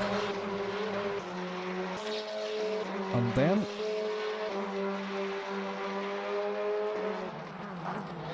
this one wasn't really on. Ah, that's the one. Around the outside, into the RF2 handbrake, into the LMU handbrake. Okay, at least it was not on me that Jordi lost the position to Barclay. Yeah, in Air Factor 2 you kind of have to do it around the outside to kind of move the rear away from the car on the inside to avoid the contact, because like the front is ahead, and then if the rear is not sliding a bit, then you have greater chance of getting a contact, and you actually like maybe flick the rear sometimes a little bit to accommodate for that, but here I just completely lost it. And then bonk. Then I almost did a stroll, yeah. What should I have gone into a different direction? I guess I should go forward and spin around instead of doing a stroll.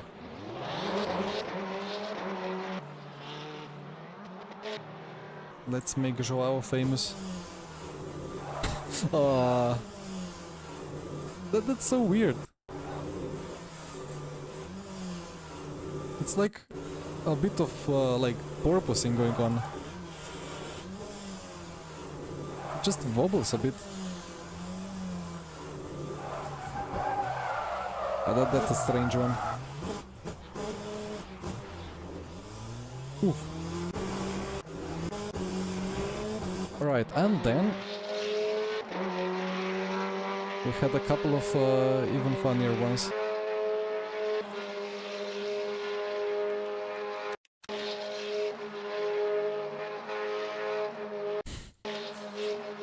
Yeah, he was fighting not to turn into before. And then I saw bigger gap on the right, but because he tried not to crash him, he went too much to the right. Ay, ay, ay, ay, ay. Yeah, at this point I was in the mercy of the LMU damage model. That could be easily just fully out of control and into the wall, and then 240 kph crash into the door. Alright, Joao. Alright, Jordi.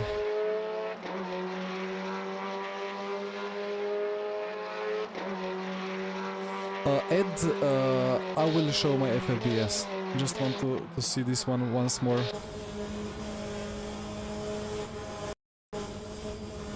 Yeah, I mean, this in hindsight, if the brain was faster, it's logical. Like, if you see that, it's obvious that the guy will try to do anything to avoid crashing with this guy, so it will be probably like a big move to the right. And it means that there is a great chance that he's gonna spin to the right, so always like follow the car that's on the, well, on the tight side in that case. Yeah, I got lucky here. And then, very soon... Was he waiting for him or what? It's just incredible. He's even flashing and everything, and he just goes straight into him. Can I find... No? What?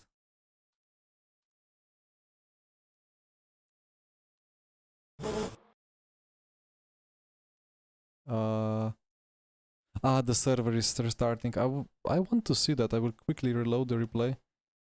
I will not do the prototypes, but I will do this one. What car should I take? I want a GTE.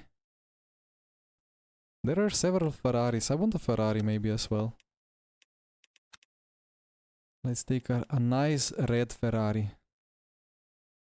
And then let's check the results and let's open the replay again, because I want to see what that guy was thinking when he accelerated straight into the incoming traffic.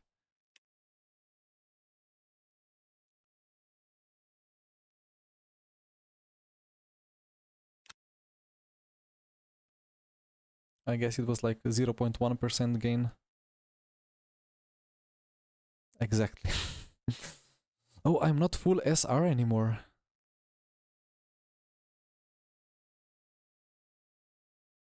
Okay. 20 minutes to the next race. I would like a lap of practice potentially.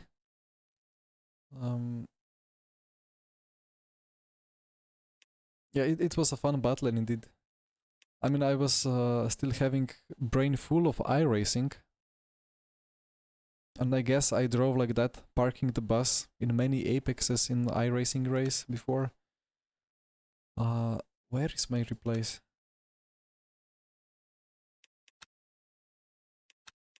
Load.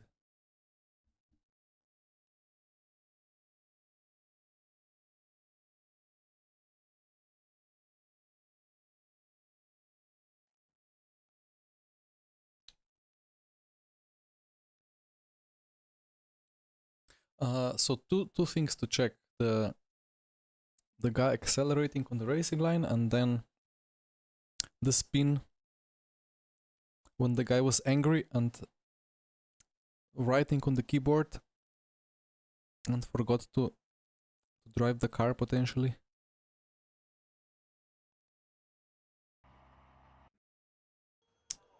So it loaded. Actually, speaking of loading, why are iRacing loading times that huge? Like, iRacing loading times are 3 times longer than Le Mans Ultimate or R Factor 2. Since when? Like, there is a lot of talk of LMU loading slowly, but like, go to iRacing, it loads for literal ages. Anyway, so we have the guy. That's him. Oh, okay.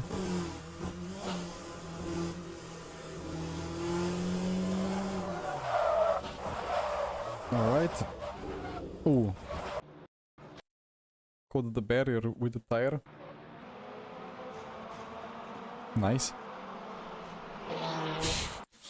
How the car was leaning on the mirror there. It was literally holding on the mirror and on the rear wing. Nice. Nice balancing there. Like, it actually got balanced.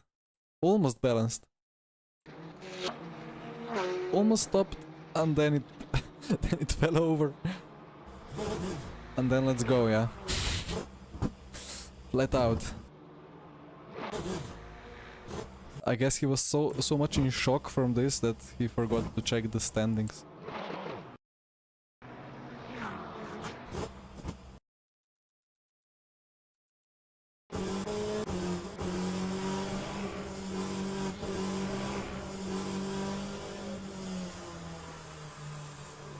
And then I was so in shock that I forgot to drive the car.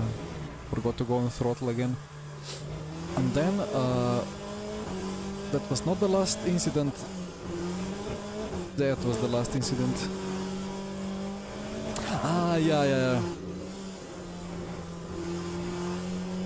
Yeah, he took all the correct curves, but in a slightly wrong lane. If you're understeering like this, he even lifted a bit. If you're slightly understeering like this, it's gonna be very risky.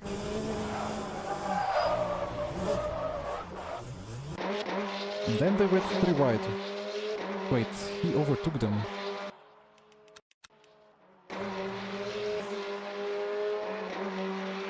We have a couple of more minutes.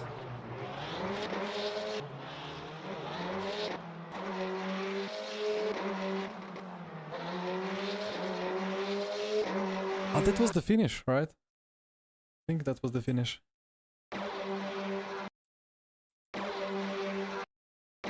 Well, that was close. Nice fight. Okay, well, Le Mans time. Well, yeah, Tom, the game flips the car itself. That's correct, but it flips it after a certain time when the car gets stuck. I don't think that car was being rolled over. I think it was still moving on its own without game assistance. Like, it all looked physically correct. Unable to join the server? Alright then. Server free maybe?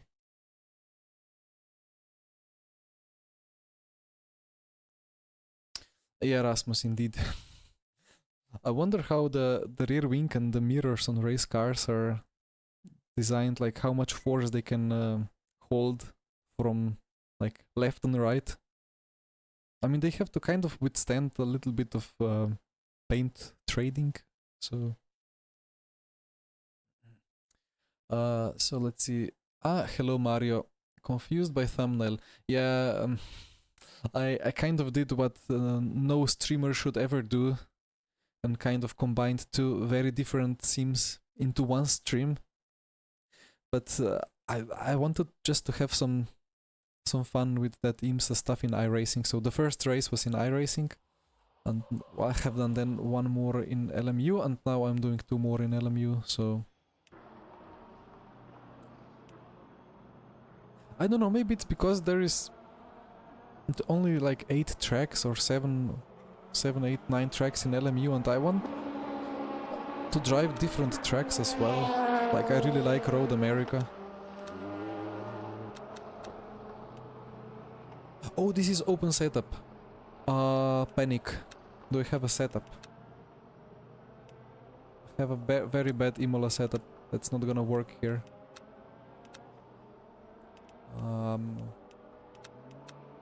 Softest dampers, nice.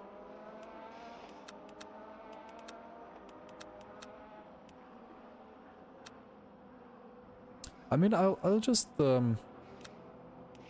try to drive a bit and see how it behaves. Come on. Oh, actually, oh, it's dusk. Yeah, actually, I'll be back in 2 minutes.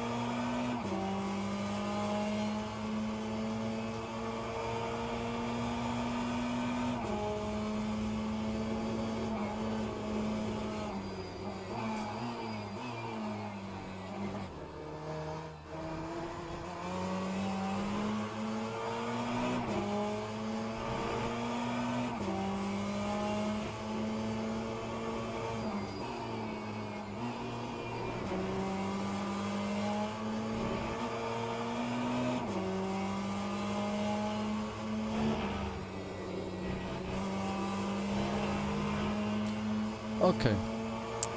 I have the quick thought about the setup, and I think I just need to put front spring rate plus 3 clicks. Otherwise I'm gonna crash out in turn 1. Headlights are now required. Copy. Alright, Simon, let's meet on the track. Road Atlanta would be... yeah, Road Atlanta is one of the better tracks as well. For whatever reason, one of my most fun experiences in sim racing, maybe not top 5, but maybe top 10 or top 15, was the Van Val hypercar in RF2 around Road Atlanta. It was so good for no reason at all. Everywhere else it was a pain, but around that track it was so nice. We have driven it last season in the Virtual Endurance Championship.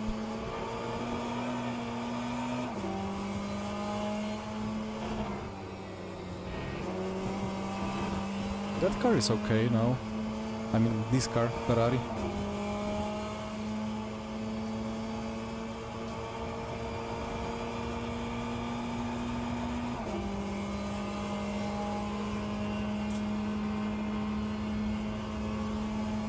But I would really love to see some American street tracks. I've raced a lot in my childhood, that IndyCar Racing 2 game. So I have a little bit of nostalgia for some ovals and for some street tracks like Surfer's Paradise, I think it was called. I think there was a different name for the circuit, but it was one of my favorites. I'm not sure if they still race there.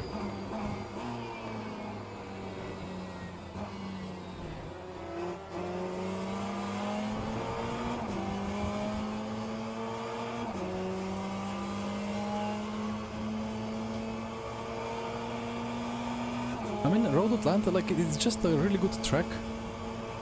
The curbs in Sector 1 are a bit wild and not like to the European standards, I suppose. They are quite American in the way that you are expected to take them.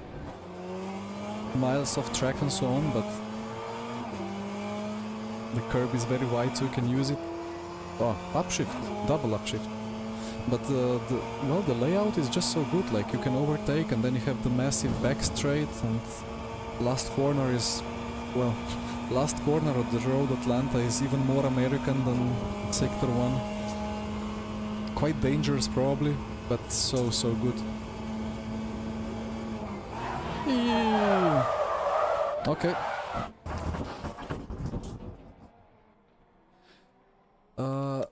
Where is my data?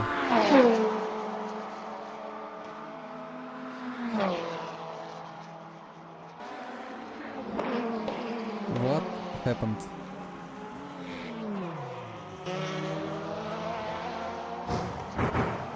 Right height.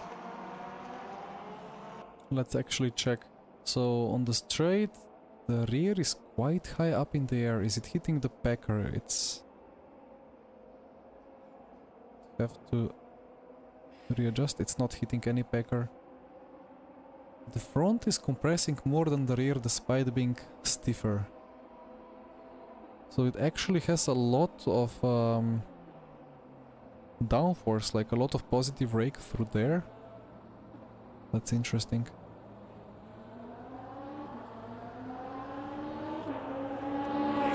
Probably what I should do now is decrease the rear right height a bit. How far? No, that's too far. Let's take 220. I had to 3. Yeah, let's take 220. Should be a bit more manageable.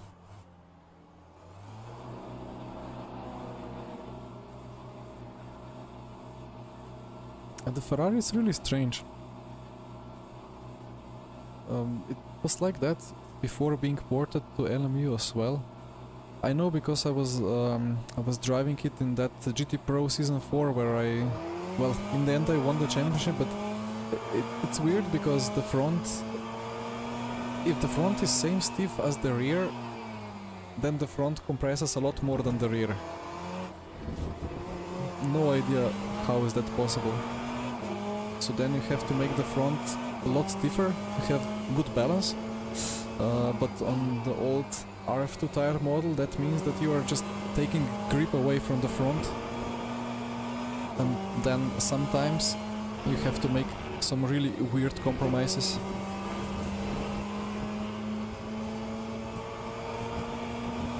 Remove the dampers. I mean, I don't know. It doesn't feel like it's bouncing at all. And then, like, it's better to have less bouncing, like less damping, right? The less damping that you get, the more compliance you have from the suspension. But if you start getting oscillations, then it's bad. So I kind of just remove the dampers, and if I figure out it's bouncing a lot, then I put them back.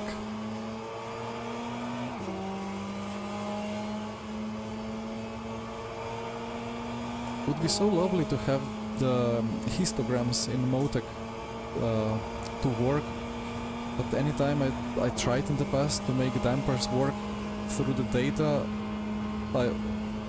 every single time got 0 results.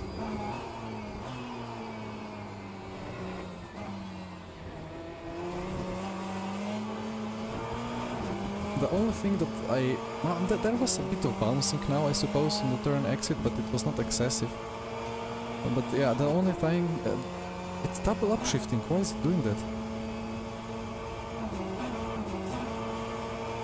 Again, the only time I really made something in the dampers to work was that trick where you have like turn exit understeer or oversteer, and then if you want to have let's say more exit compliance, so you can put the power down more without understeering, you kind of increase the rear slow bump and decrease the front slow rebound or something like that.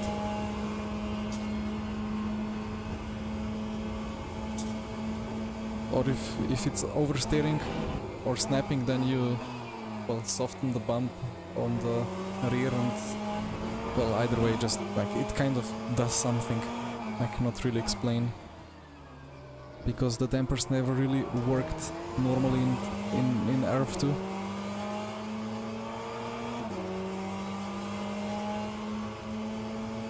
Well, Yankash, I thought of many things, but I just don't really have enough time to like properly put something together. The issue is that I feel like I don't even know how to make a setup, to be perfectly honest. Like I know what should work, but I'm not understeer. Okay, I'm not really convinced it's actually like faster. I can improve the balance and make the car grip more, but I would need to do some esports. I don't know, like the more I do these races, I think like you know that Donninger-Kruger effect or whatever it's called, where after some time you feel like you know everything, but then the more you go deep into it, the more you figure out you don't know anything. I think I'm like in the downward slope before starting to go up. That's how it feels.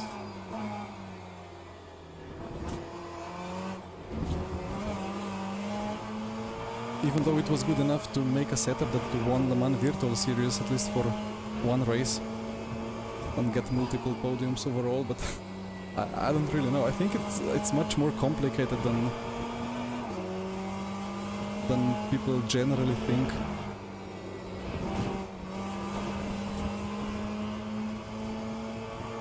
At least for the last like 3 tenths or 2 tenths or whatever.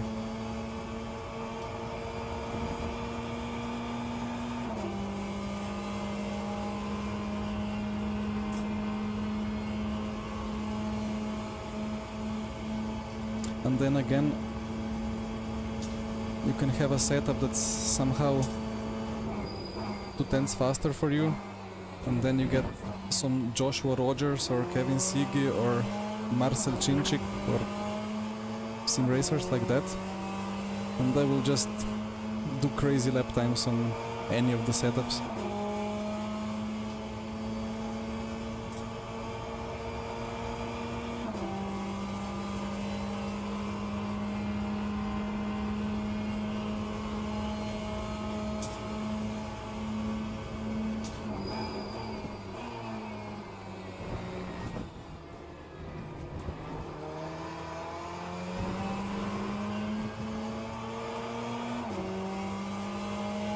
So yeah, I suppose I could do further clicks now, but I really don't know what to do. I don't like the understeer into the Porsche curves, but potentially the only fix would be to add a little bit of backers on the rear to kind of increase the stiffness of the rear suspension just for high-speed corners when you go on throttle, but that would require a bit of back and forth to test it out, what exactly to put in the setup.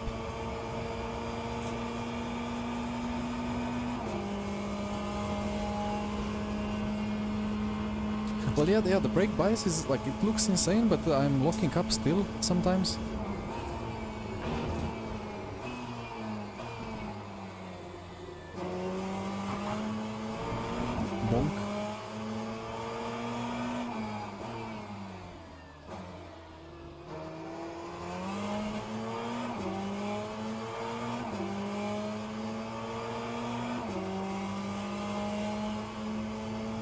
Well, Yankash, remember that this brake bias is not necessarily the actual like brake bias, it could be just like a setting with an offset.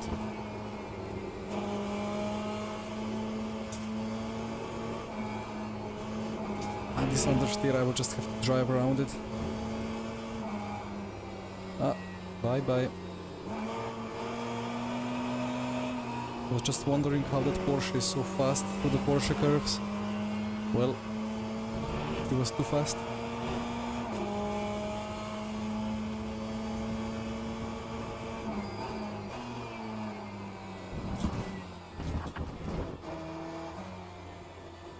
Yeah, about the brake balance or brake bias, any car, any GTE requires like 49, 48-ish. The Porsche even like 47.5. I really don't know why and how. So, wait. Event starts in 10 minutes. Should start now. Is that a wrong message there popping up?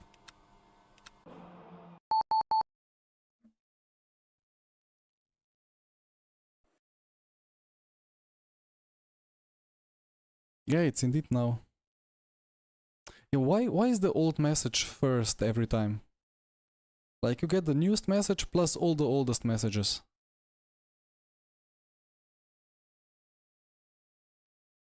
Ah, Jordi is in the Porsche.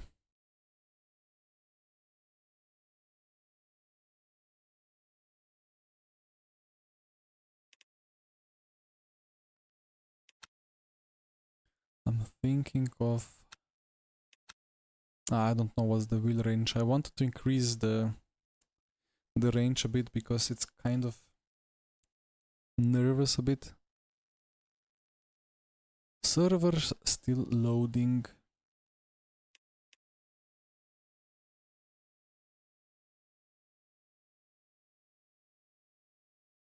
Yeah, for sure the chat, like it's really weird. Like again, it's in the middle of the apex when you drive. It should be positioned somewhere else, and then I don't know. It's just so big, unnecessary. I really like how it is in iRacing. Like at the top, very small. Well, back in. Join. And we are loading.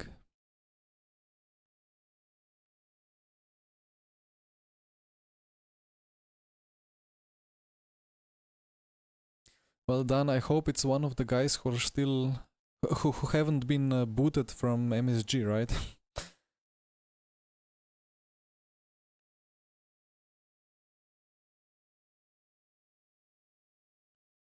There is still several things that need to be optimized in the UI and so on.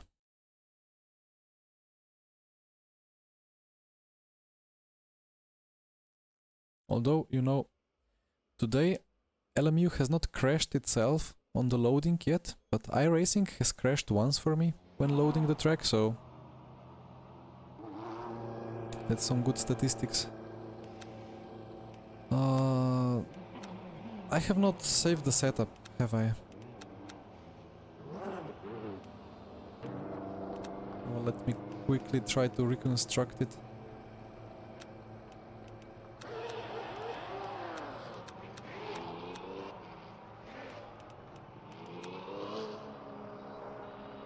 Wait. This was not on minimum.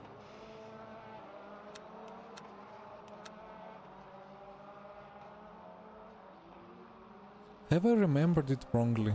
Anyway, I'll leave it like that. It was drivable. I'll even put some damping because I felt it was bouncing a bit. This is all good. It should work. Save. Save. And drive.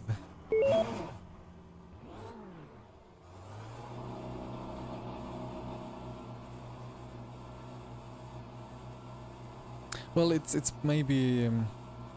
I mean, it must be in my Motec, like in the log folder, because I set my Motec to save every single setup together with the log, but well, too lazy to go into there.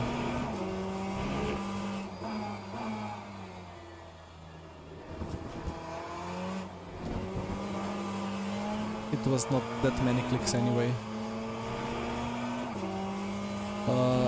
Hi Anton. Well, about Hemo setups, I mean, I did some Hemo setups before the big update on the tire model. Like in the spring, I was doing some setups. Otherwise, I never really loaded the setup from anywhere. I think I bought some ACC setups from there a year ago because I was totally lost. Alright Simon, enjoy the LMP2. I'll try not to make issues when you overtake me.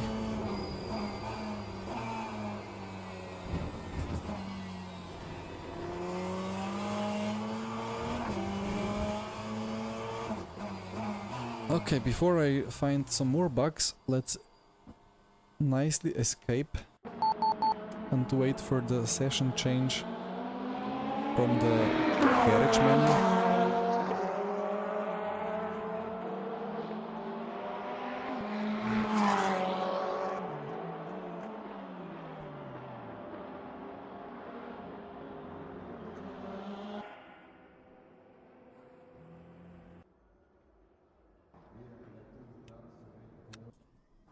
Is this a single? Yeah, it's a single shot quali. So it should be 18, should be more than enough. Yeah, let's take 18.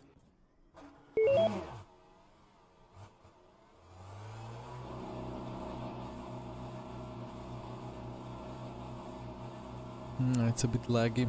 115 frames per second. 120. Yeah, I went from 18,000 to 14,000 bitrate for my stream. I don't know if it actually makes any difference or not when it comes to stream quality, but it should supposedly help with CPU load of OBS when I stream. No idea if it actually changes anything.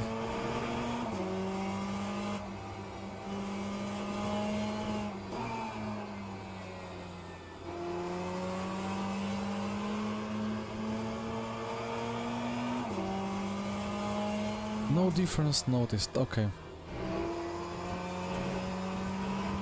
Yeah, like 14,000. Again another double shift. I'm gonna look into the settings later. Well, yeah, 14,000 bitrate is kind of high. Like on Twitch you are not even able to go above 6 or 7K.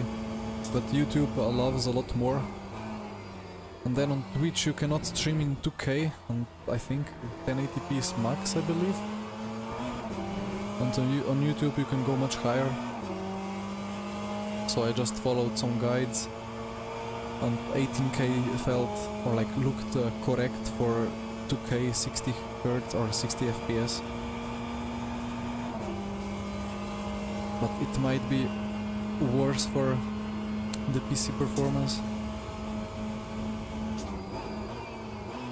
Actually 200 FPS around there. Interesting. Maybe it actually made a difference.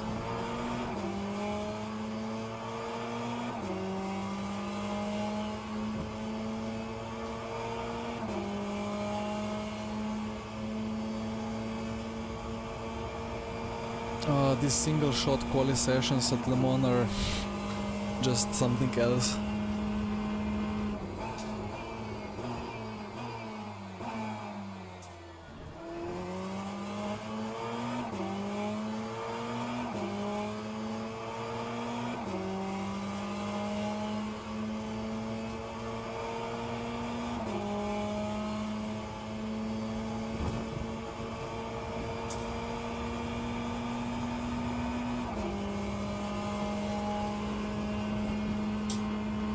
Now this sunset into Indianapolis Kink is always so nice to see.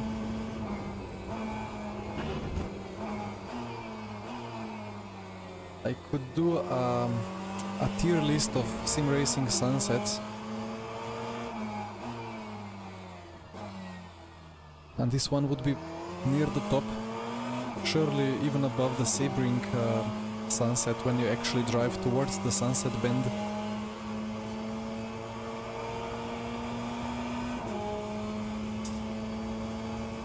Well done, next time make it one shot, but with slightly wet track at the start. Just a little bit of damp preset, right?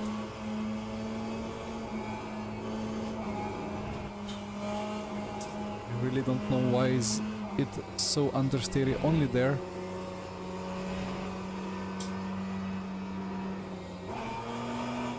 That's a 4th gear corner. It's just between the gears.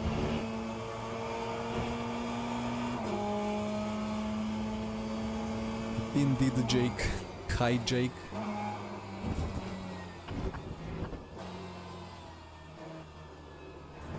Well, there we go. No cuts, no crashes, no spins. Let's take the esports line.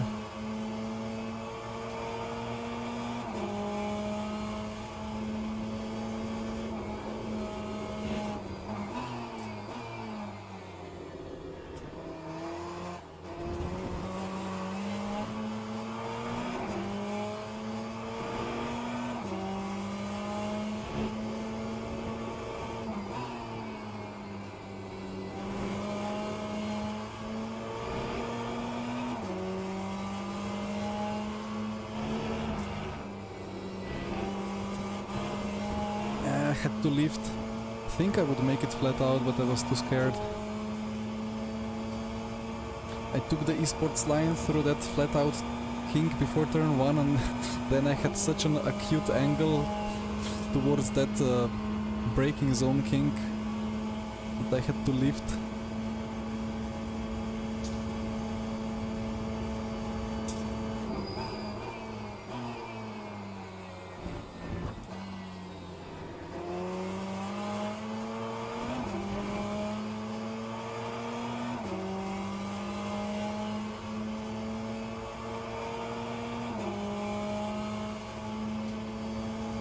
Well, purple sector 1. That's something at least.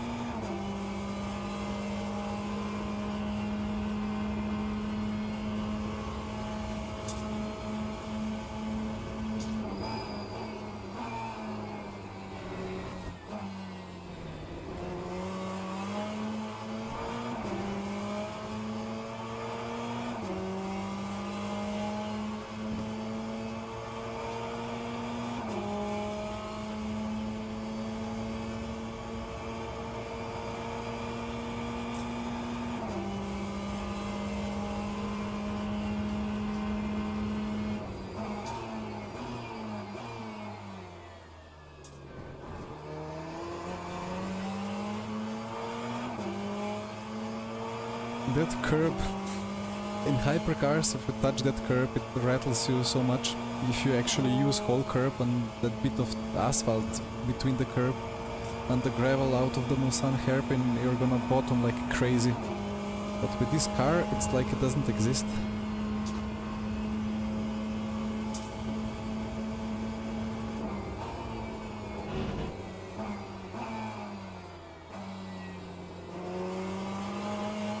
I've never went that safe through the Indy King. But oh well, I survived.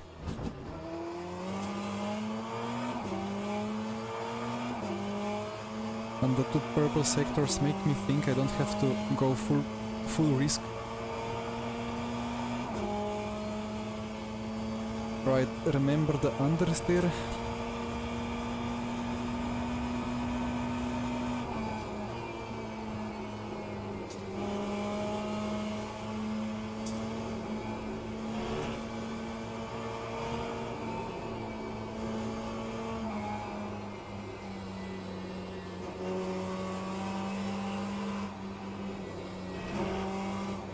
No cut. Ay ay ay.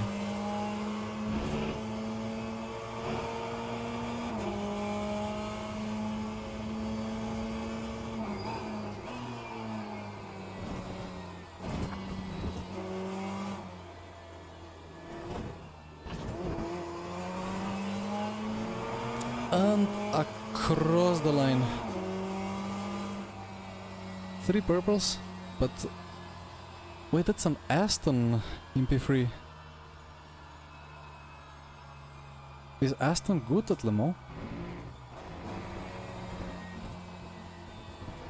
Only 6 tenths away and I had 3 purples. Interesting. Maybe the Aston is good on the straights. Or maybe he did actually really good lap, considering the BOP.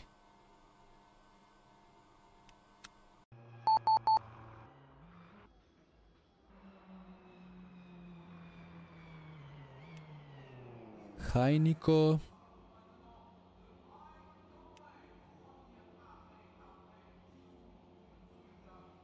Ah, Jordi. Unlucky. You spun in Indy and still only 1.5 off me. Scary. Ah, before... Okay. I see, I see. Yeah, I mean... This one-shot quali is surely special, a special thing, and then in LMP2s it's even more tricky.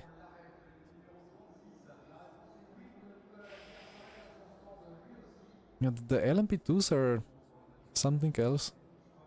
Quite stiff, and the rear is a bit, well, loose in low speed after the update. And you need to take all the curbs and everything, and it's just not easy. Nice gap there for P1 in LMP2 class anyway. Good luck for the race to you as well.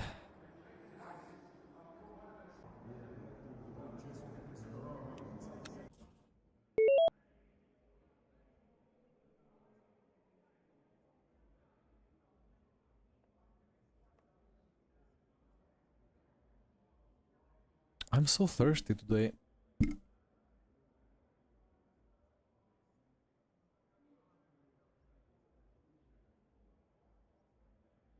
And now I'm out of water.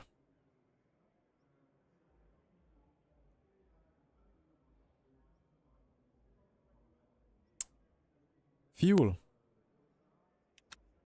That's a good consideration. Because I I just clicked start driving. Why? What's going on with my brain? Well, 20 times 60 divided by 2, what was it, 210, let's say it's gonna be, let's say 7 laps times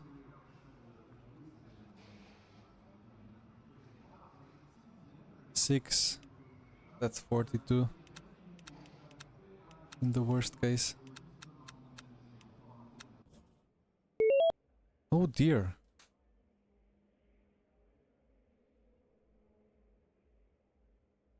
Just click drive with 18 liters in the tank.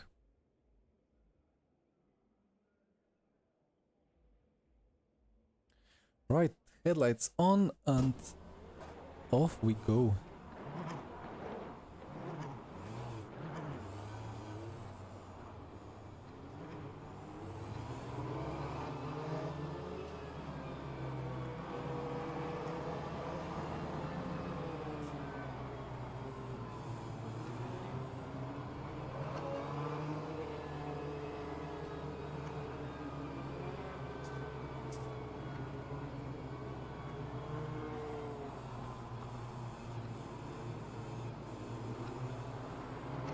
Could be 8 laps.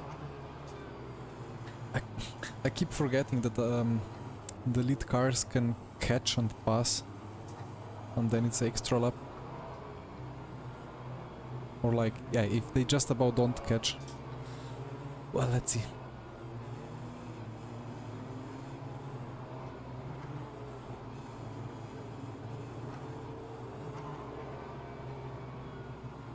Maybe I'll turn this on to be fully sure. Yeah, that's a good consideration then. Probably not.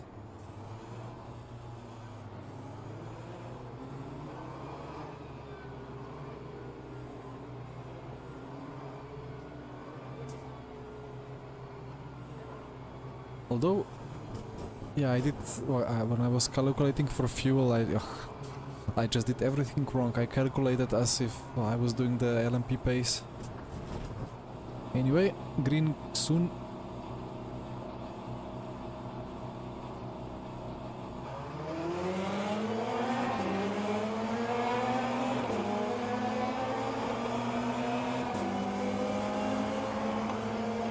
And let's get ready for the carnage.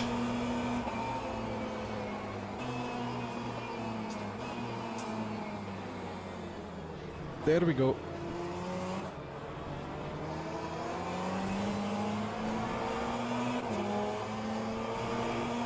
Well, that was safer than expected, although that fast spinning LMP2 on the right was... he could have easily spinned into the other direction.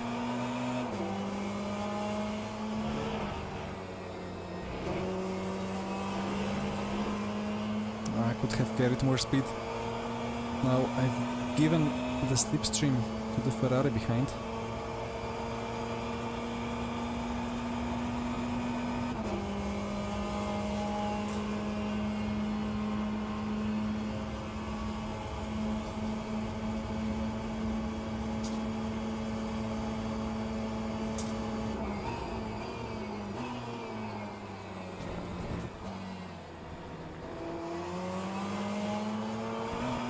Looking forward to the LMP2s going through, like those who have already spun.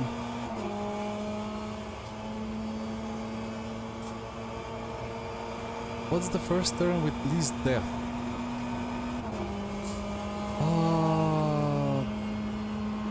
Good question.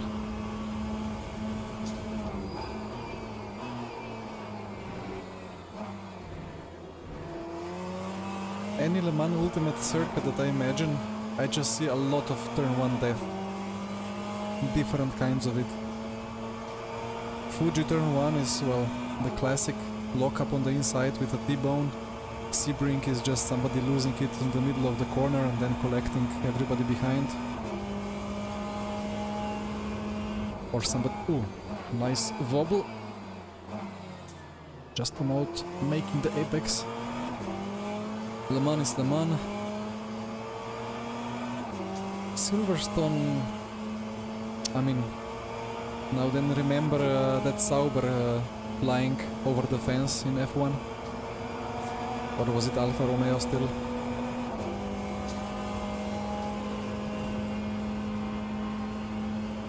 And Portimao is probably a good one, but that's because all the deaths happened just after turn 1.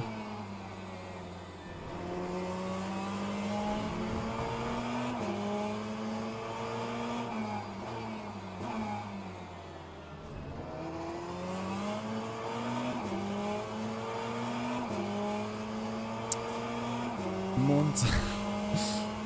Well, Kuala Lumpur is well, a long time no race, so I don't even remember how is it to go there in turn 1. I mean, it's yellow flag. Oh no. Okay. Is that it? No stationary car there? Okay. I mean, in Kuala Lumpur you have kind of like funnel effect through turn 1 into turn 2.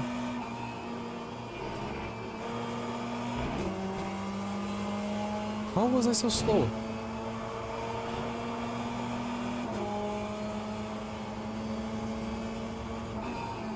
I thought I was on the limit, but maybe the third gear is just terrible.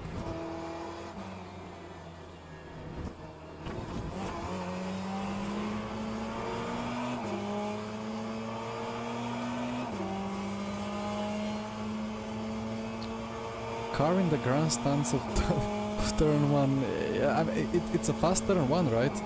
And then some people go to the inside and it's a very sharp apex. And then they understeer into people that go around the outside.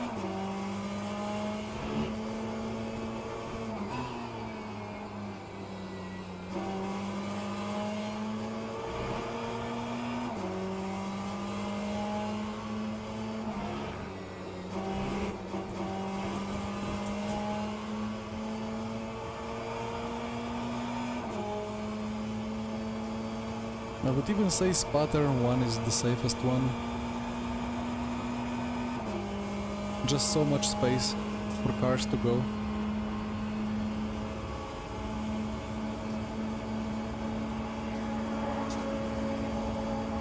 He's going for it.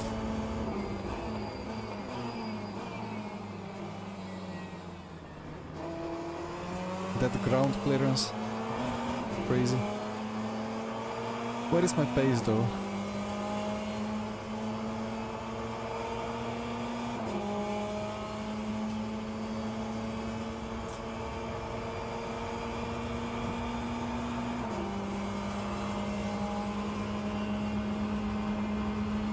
LMP2 coming from behind. 3 wide? No.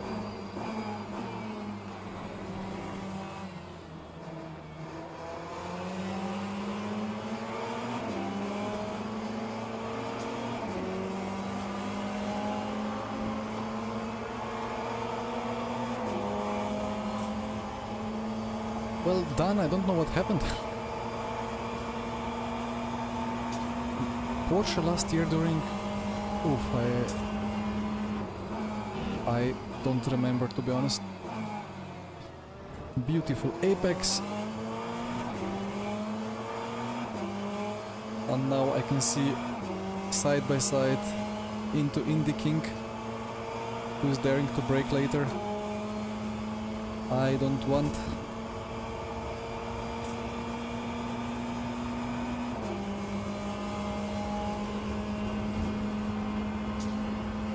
Oh no. Okay.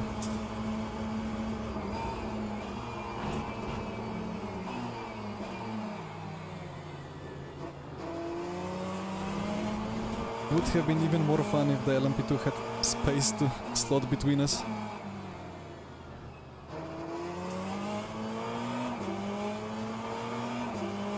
How did I keep the position there?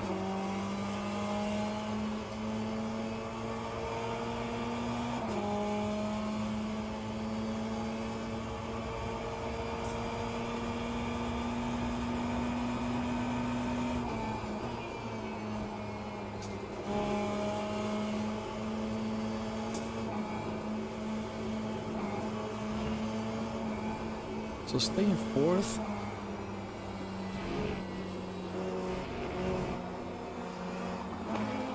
Ay ay ay. Well, this guy didn't have intention to make the apex.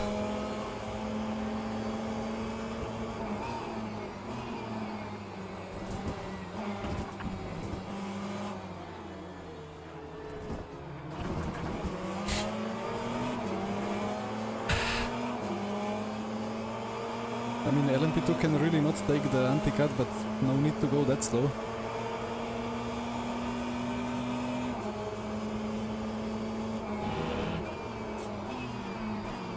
Aston is going for it. Nice off track.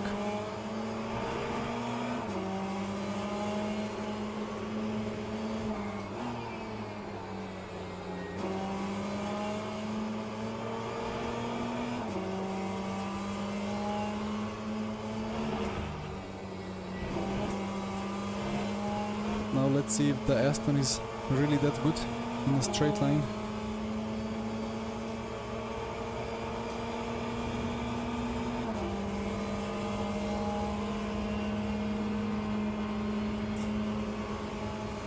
Doesn't feel like.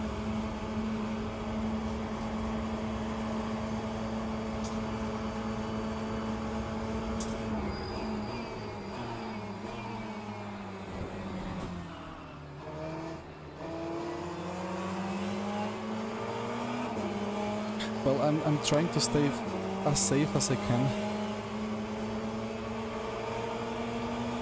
Now that Aston has no acceleration.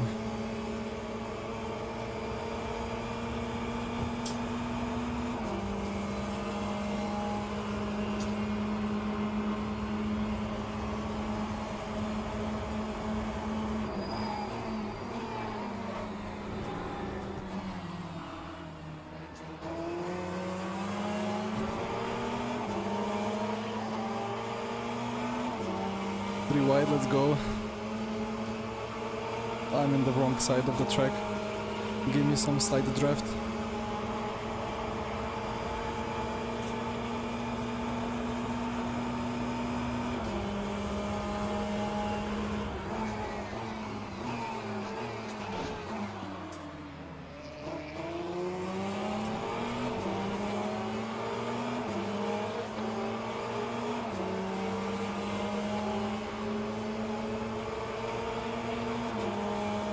Yeah, the Ferrari has some nice acceleration for sure.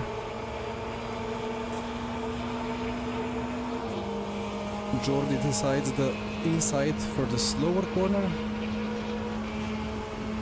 Bump draft, nice.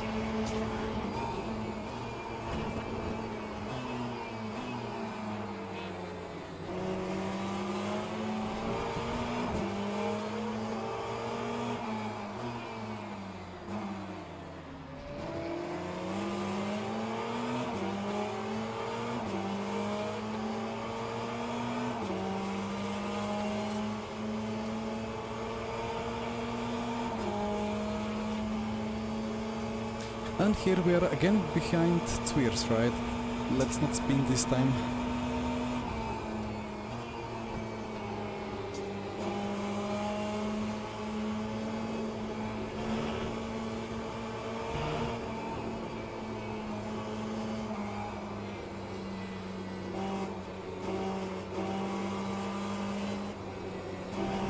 Ooh.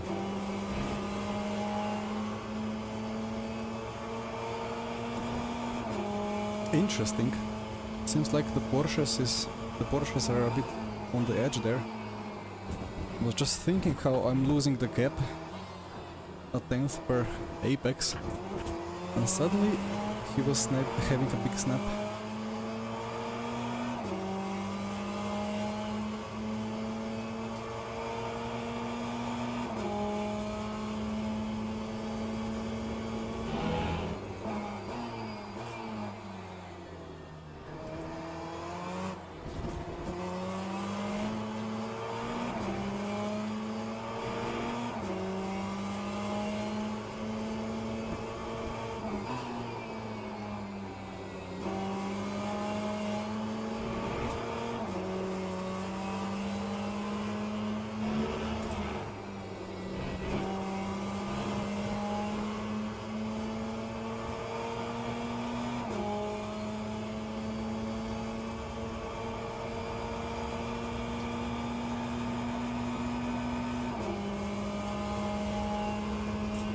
Well, Demetrius, I suppose.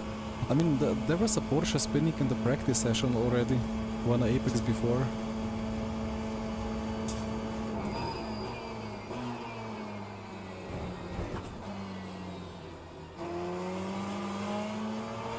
Though that's quite a Porsche thing, right? Very good entry, but then the rear can suddenly just overtake you.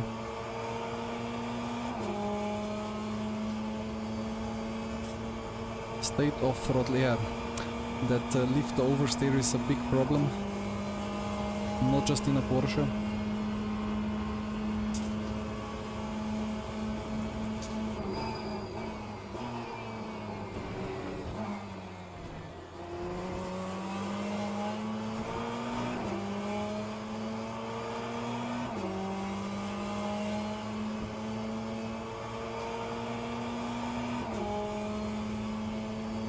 I mean, it's an open setup, right? So probably we are all in the same boat and nobody really had a good setup ready. And we are just trying to survive, each with a different car.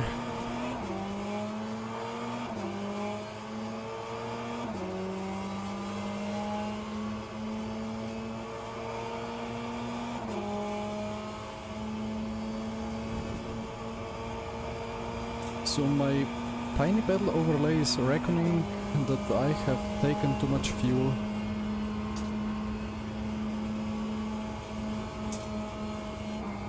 But if I get the extra lap, then I'm actually a bit short on fuel. Oh dear.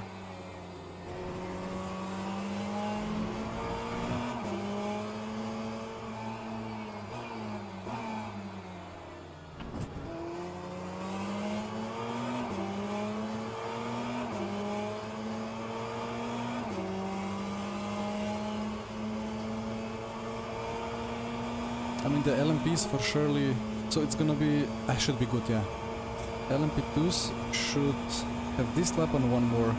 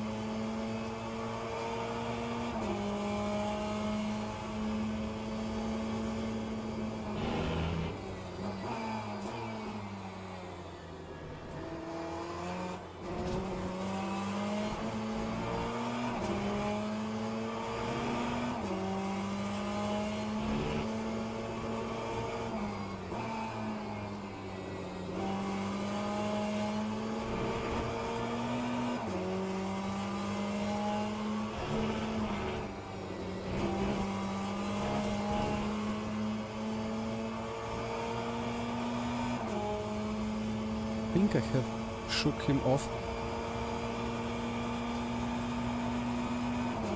Or how is it? Shake, shook, shaken? I have shaken him off.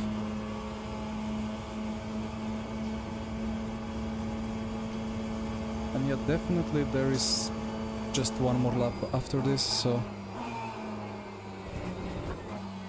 no need to fuel save. Why do I have these panicky PTSD moments from this fuel saving?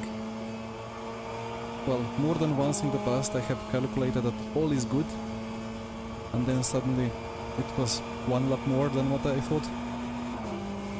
But now it should be. So LMP2s will now cross the line in like in 1 minute, and then it's gonna be last lap for them, and then I cross the line and it will be last lap for me as well. So all good, no panic needed.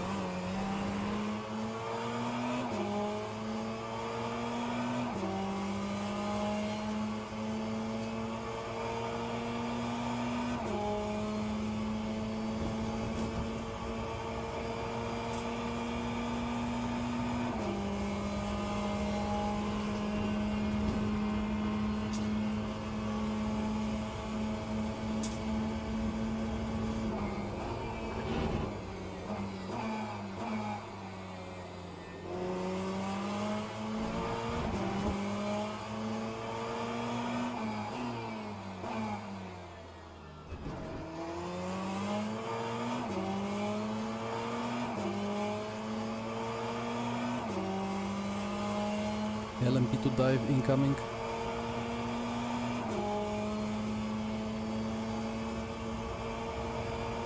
Just too far away, luckily.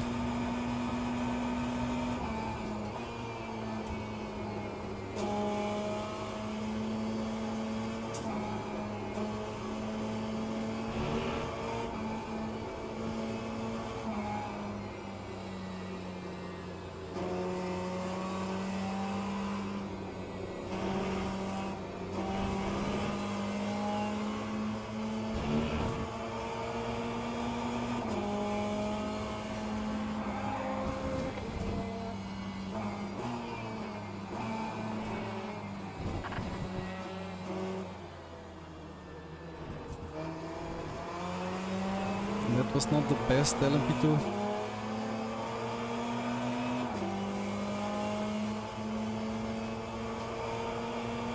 Need to nail sector 1 now.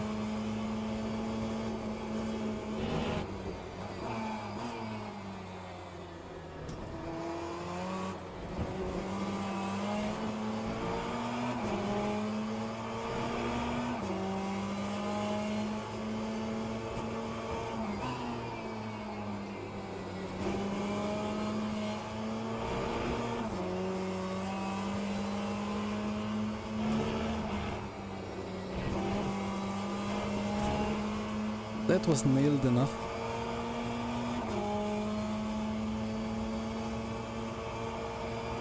Yeah, Joao, well, he was enjoying his evening ride, I suppose. I was waiting for me to go around outside through that long ride.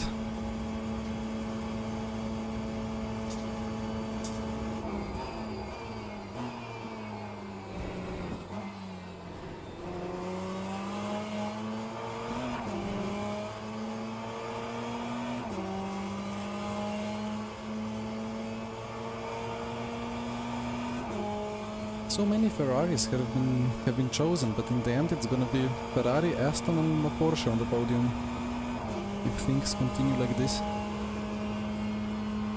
I'm really surprised about the Aston.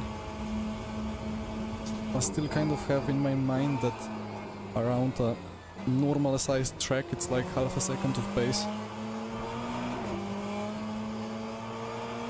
And that's kind of then 1 second around Le Mans.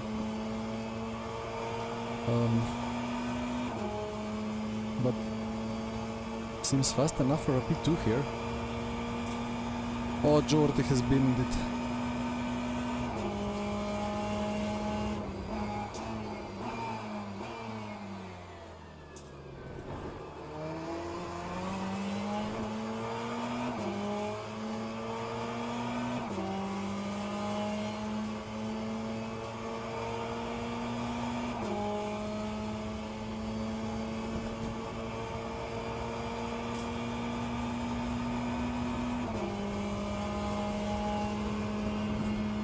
That's a long sentence to write when driving.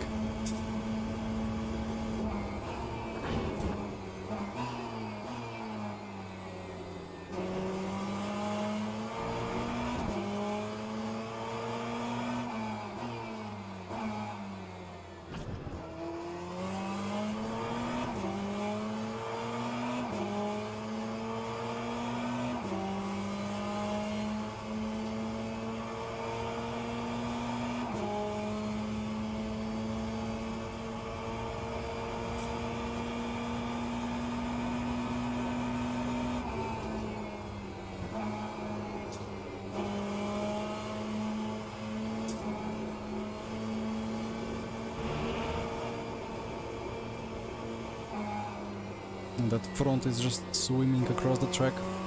Maybe it's too stiff. Traded stability for understeer. Or like traded pace for stability and understeer. Anyway.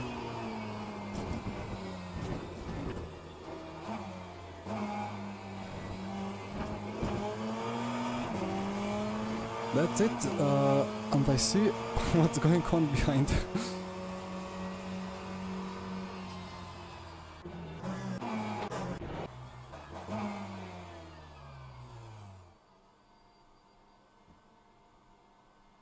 So stiff is, well, yeah, stiff is more newtons per millimeter.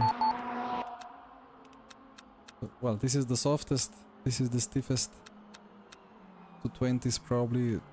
Well, actually, let's check Motec.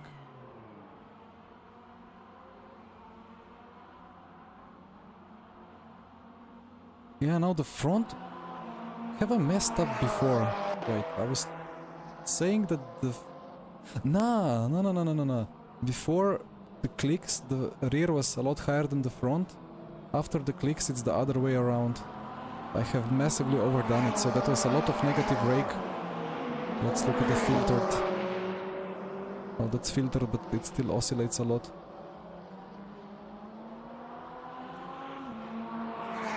Yeah, there is some like neutral or even negative rake, so that's not too great for the balance.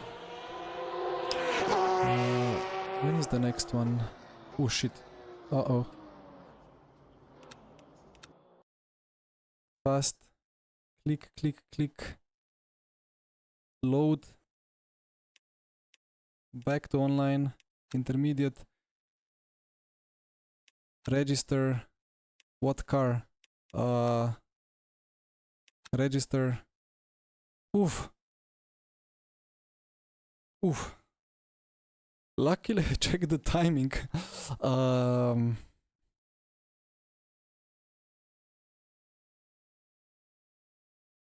ah, should have taken the Ferrari because I've driven the Ferrari in like Ferrari fixed at Fuji in iRacing, but I mean it's the cars are so different that the Corvette will be alright as well.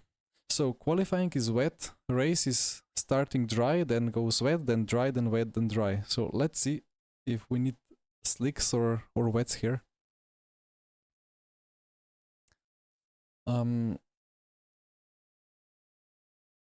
Right. What was I talking? I think I have done my talking here about the ride heights. But like that's crazy. Like I went 4 clicks down on rear ride height and 4 clicks up on front spring rate, and like they just inverted so big difference with just a couple of clicks.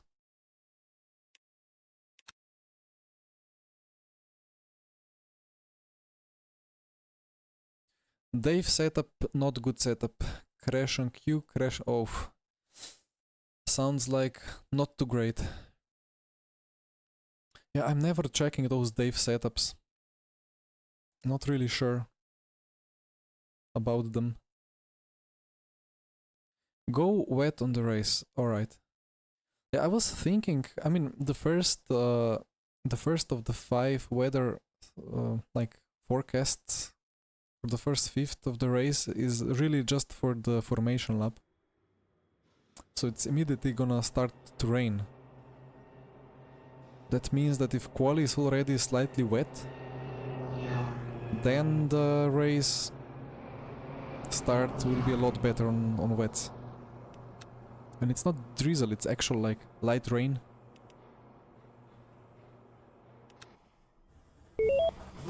Is there some wet preset? Nope. Practice is dry. Is the quali actually getting wetter and wetter then? That would be a weird setting.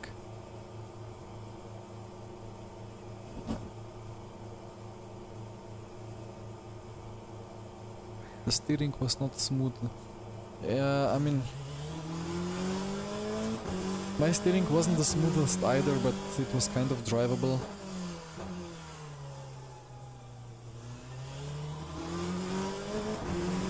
Oh, this curb is so much more aggressive in LMU compared to iRacing.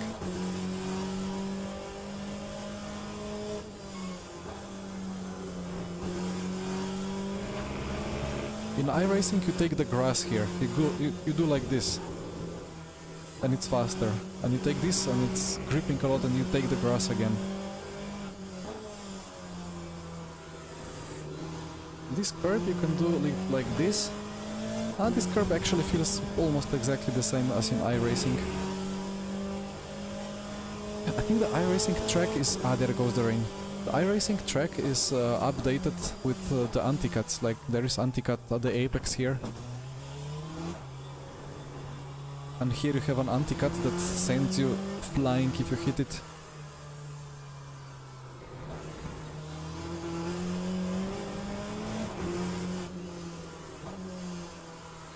And here, if you touch the brake a little bit, you die. If you don't touch it, you understeer. Feels a lot more raceable in LMU.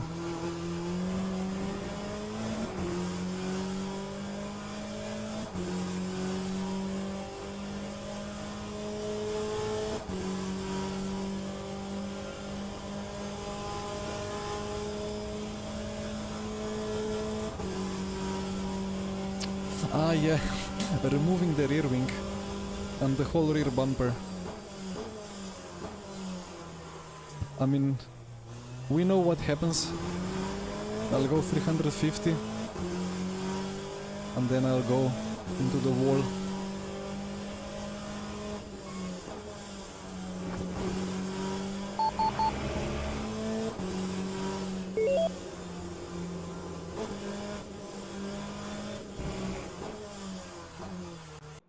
I didn't escape, but I think it's... it's loading correctly now. Yes, it is. So quali will be dry. 7 minutes. Let's take some fuel, you know. Oh, this is open setup as well. Oh no. Oh no. Okay. A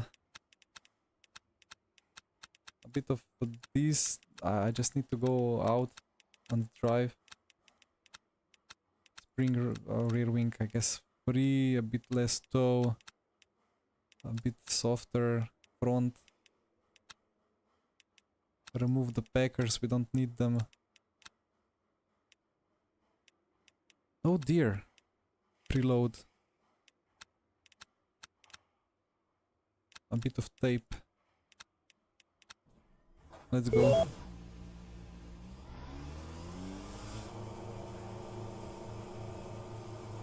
I didn't know both intermediate races were now open setup. I've never done a Corvette setup in LMU, I think. Yes, Simon, it was very tight, right? I caught it by half a minute.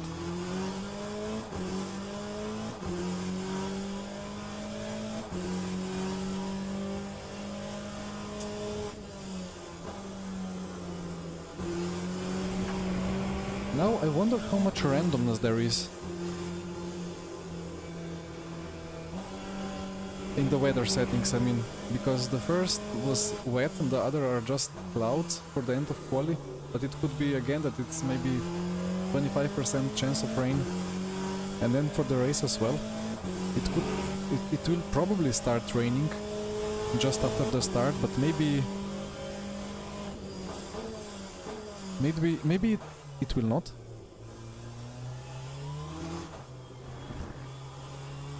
Well, we know what happened at Spa last time. It was supposed to be raining, but it didn't rain and I was on wet. Wasn't the best.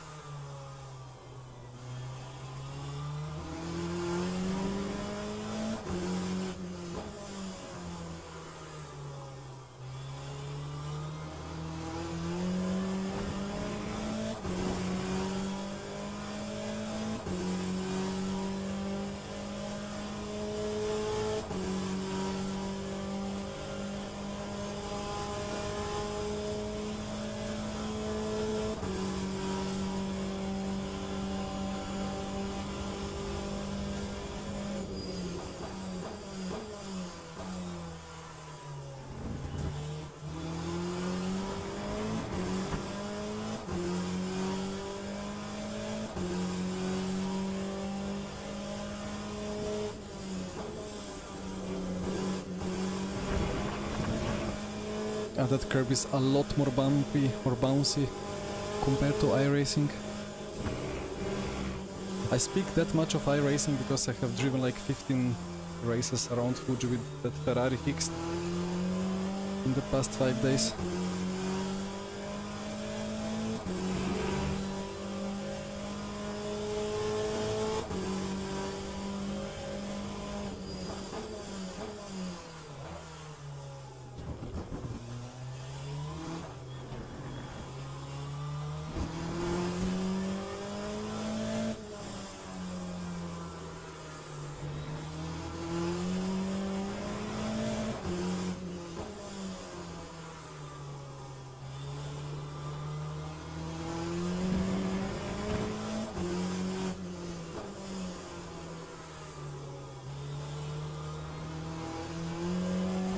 And the TC in LMU just works so much better.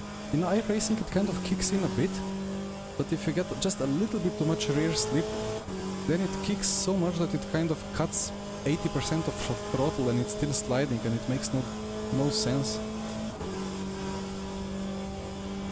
Well, the iRacing version of Fuji looks like it's this year, like very, very new. It looks really good, to be honest.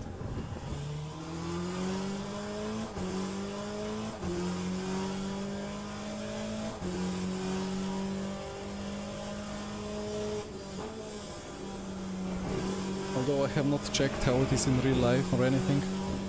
So maybe they just have like 5 years old scan and then put on like the anti-cuts just by judging on the footage instead of the scanning.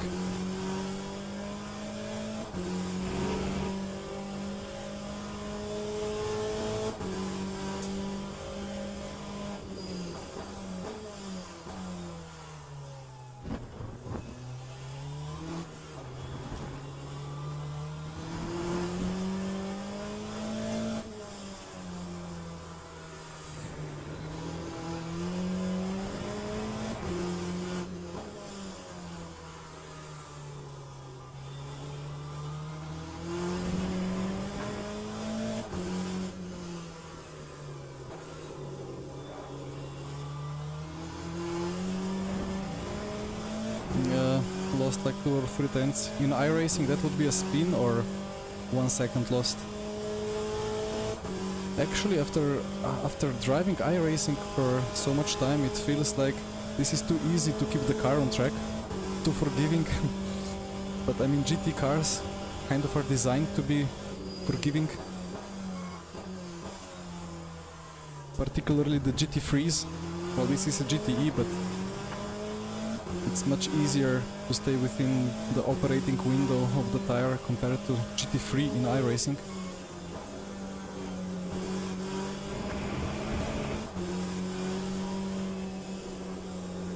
Again, in iRacing, one just has to work so hard to stay within the very narrow window of the tire. Just crazy focus, not to overdo it and be extremely smooth. Here you just send it.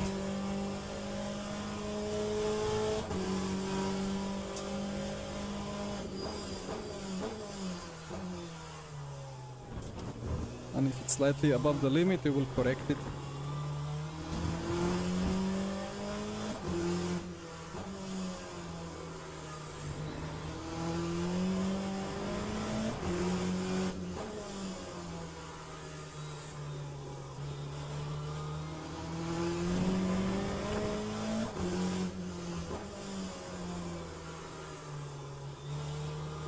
Finally, my iRacing PB with that Ferrari GT3 was 39.5. And now with the GTE, which is supposed to be a bit quicker than GT3, I'm doing actually a bit quicker. So, I mean, the track is a bit damp, but the racing line is supposedly alright. So the lap times are all good. So I use 2.32 per lap.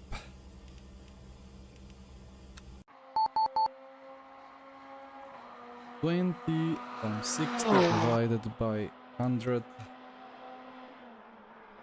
If it's dry, it would potentially be 13 laps. Wait, what was the... I keep forgetting. Oh. Keep forgetting the fuel usage. 2.3. Yeah, 31. I'm taking 31. And then, yeah, look, the forecast has changed. No, that's it's still qualifying. It's still yeah, let's wait. Let's wait and see. Some people actually qualified on wets.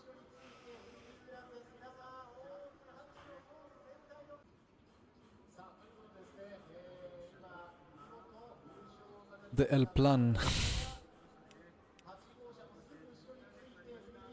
You mean this?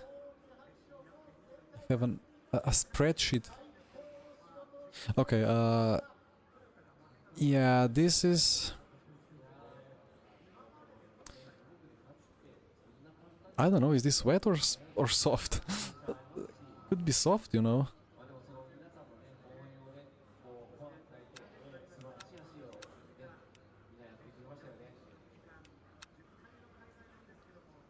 Spreadsheet with all the secrets of the iRacing and Le Mans Ultimate schedule. It's raining. Damp, it's drizzle now. The tires are cold.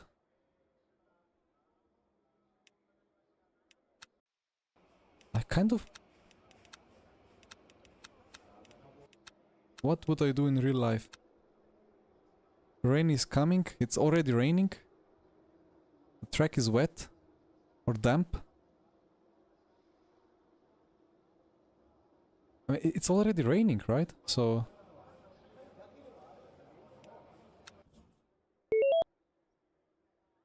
I think, let's see, have I put wets all around? I have. Let's see what happens.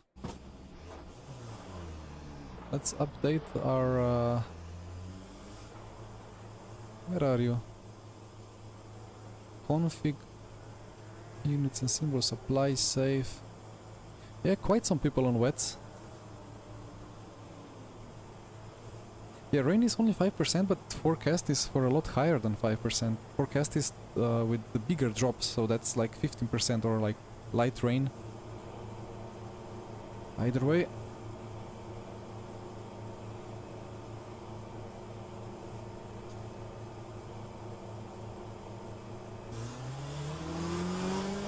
I almost blinked when it went green.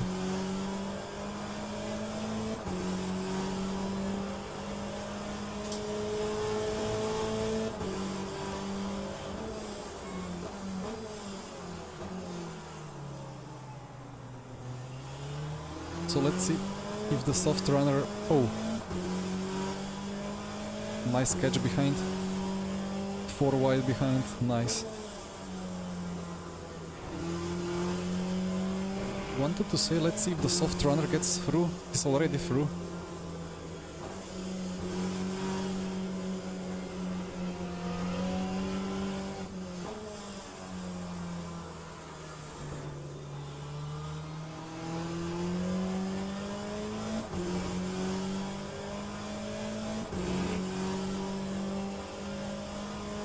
Do you want me to box and put softs on?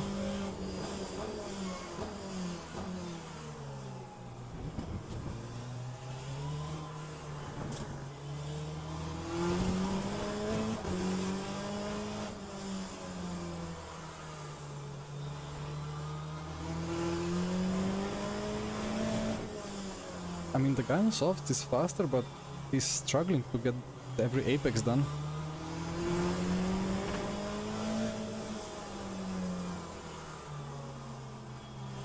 He's diving for the apex, okay.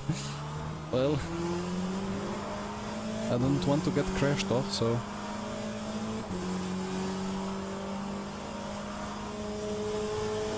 Now it's light rain. It's gonna be wet in a lap.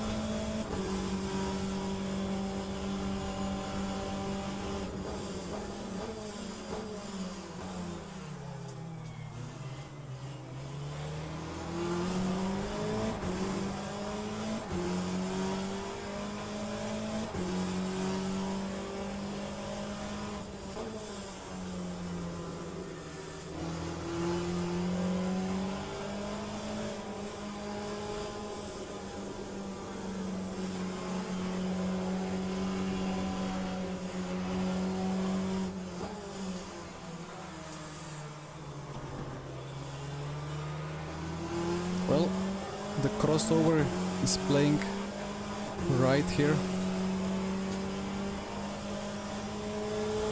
It went back to drizzle. That's worrying.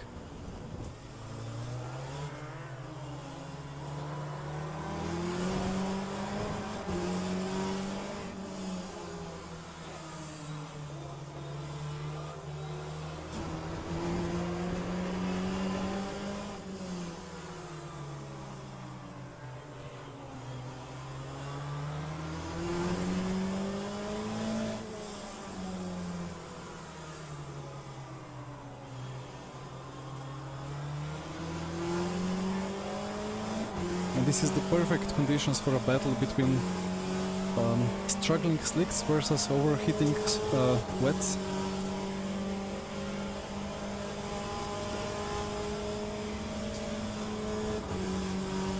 rain will be stopping now.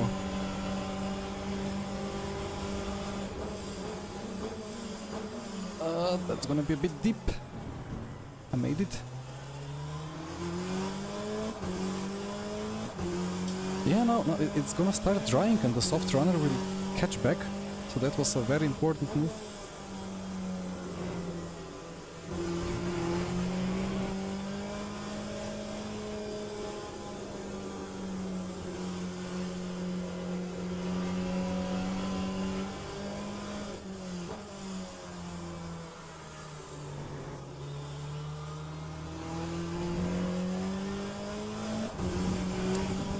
Yep, the curbs still have way too high grip.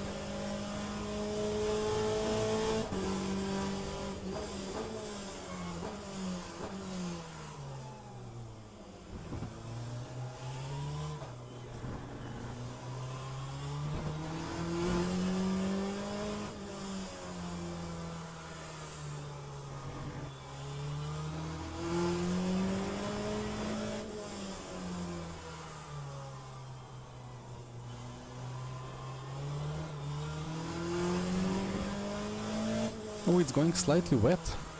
I've never seen the track going from damp to slightly wet during drizzle.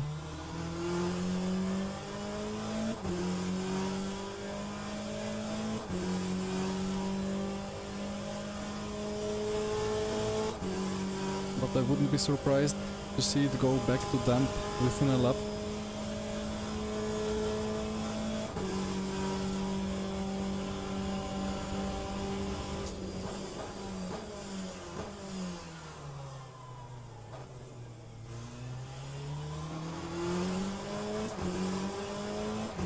Alright then, nice weather conditions, bring more of it in the future.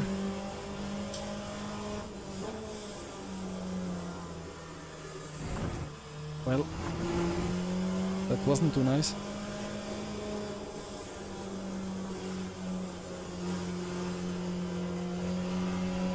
Yeah, it went back to dump. Well, luckily for us, or unluckily for the content, the softs guy in P4 is P4 instead of battling with me.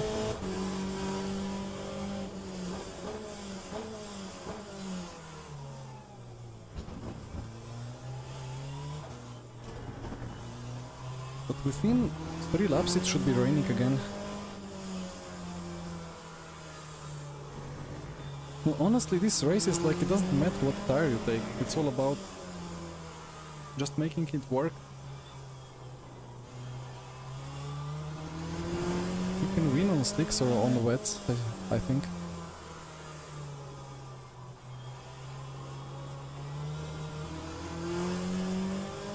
Yeah, if the Simonian guy defended the lead when I was overtaking him, if he didn't mess up the last corner, he could be still ahead, and then he would struggle to get through, and now in these conditions he would be faster.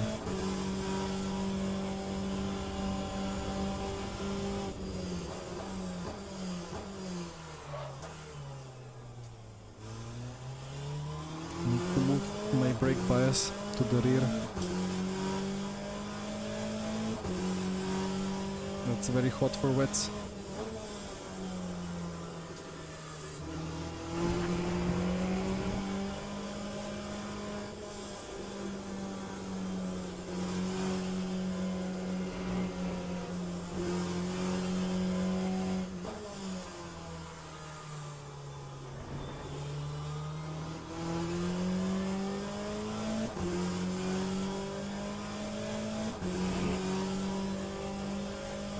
Stop asking me to box.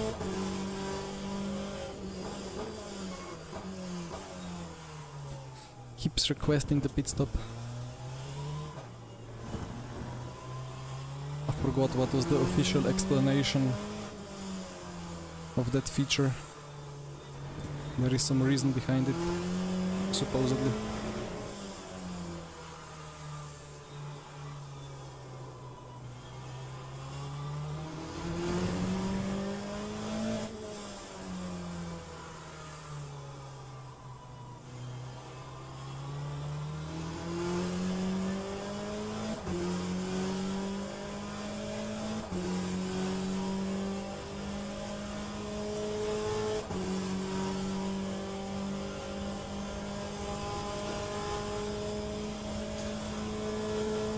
Well, Kyle, probably something in between explanation and excuse.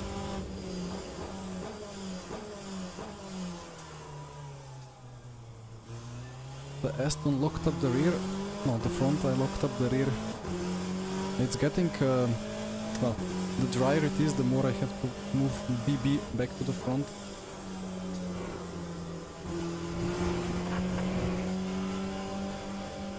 But we are only like 6 seconds of dry pace. So that's funny.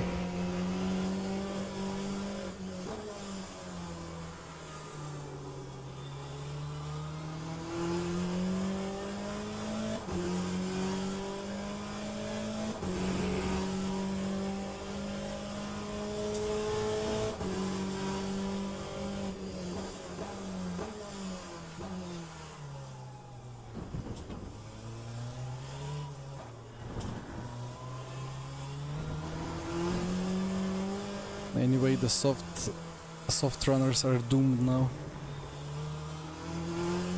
Really weird to see, like, the guy had really good pace at the start, and it was the correct conditions for soft, and there was no reason for him to drop off.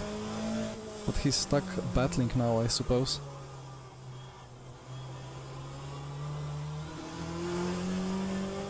But overall, for the race time, at this moment, I think it was better to have slicks than wets. Maybe by 1 or 2 seconds of total race time.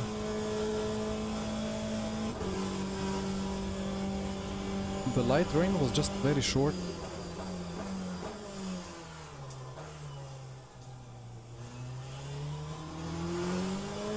Now I kind of want to do more of these races. I mean, it's first day of the week, so 6 days to go.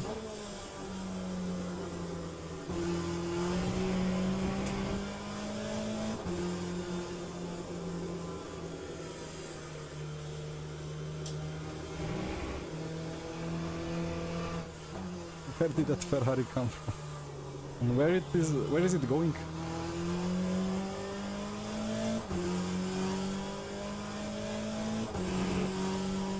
And where is the rain? It should be raining now.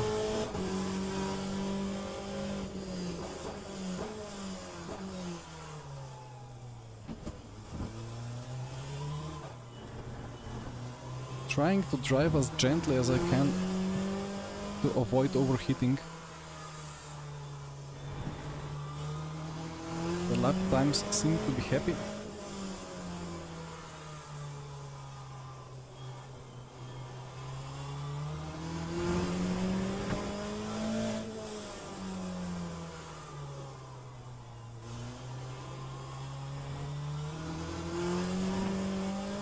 Now I'm driving like it's iRacing.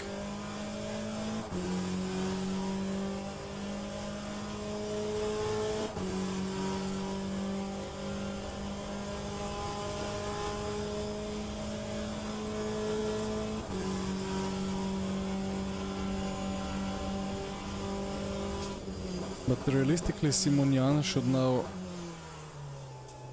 be like 2 seconds per lap quicker.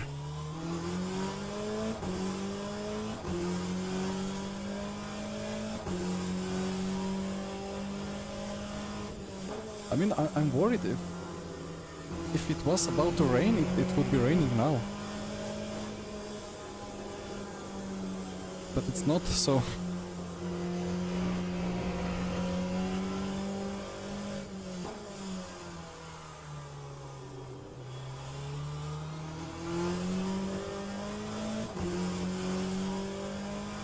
I think it's not gonna rain at all.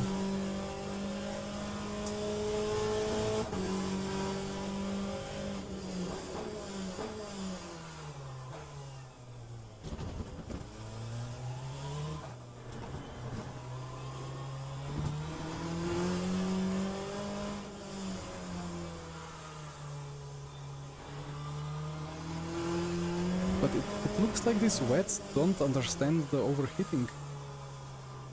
Still purple sectors. I'm not sure how the wets are in real life, how long they survive after the track dries up.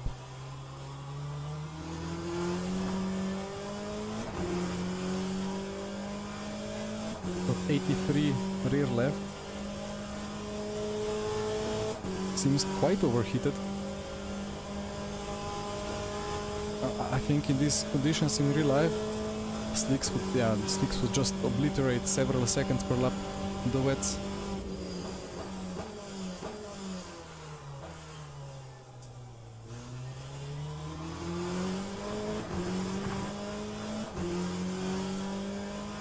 Yeah, he gained, Simonian gained like 2 tenths to me.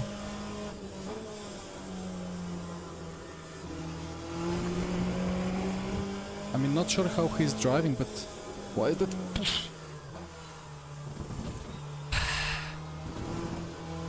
I just had like a micro slide and then that car was in the middle of the road. I don't think I would make it to the inside.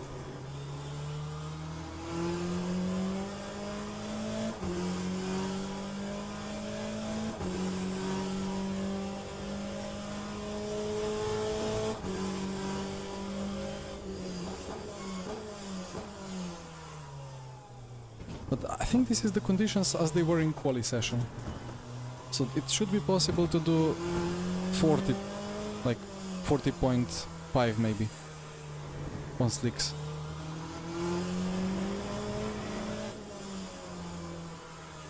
And that is like 4 seconds faster.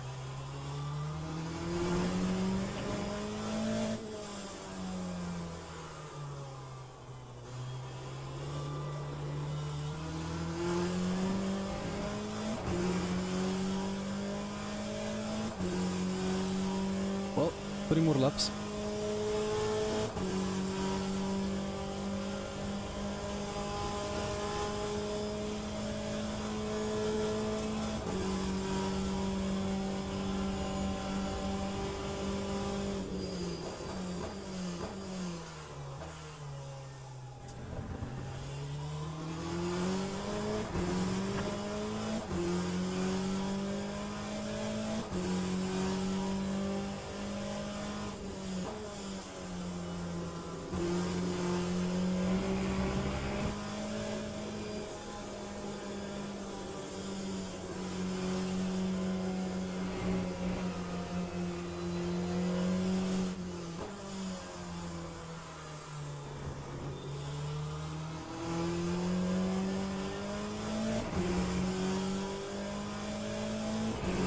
Maybe his damage.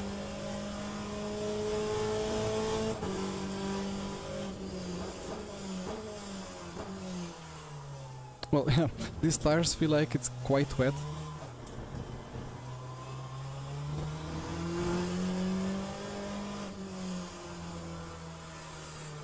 I mean, the surface is literally melting, so it is wet in a way.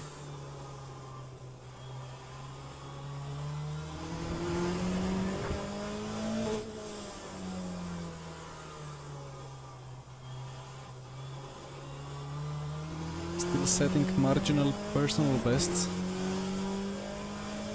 So that was like 1 second gain for Simonian. No, he's messed up the last corner exit. He spun or what? Oh dear.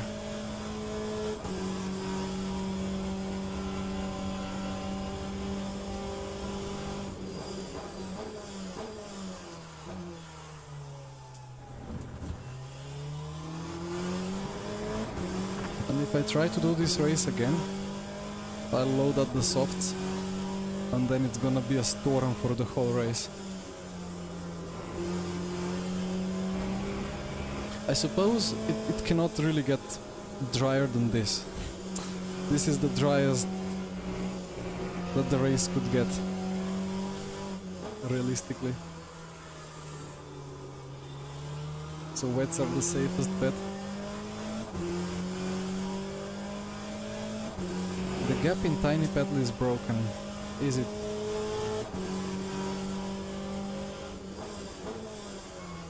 Is it?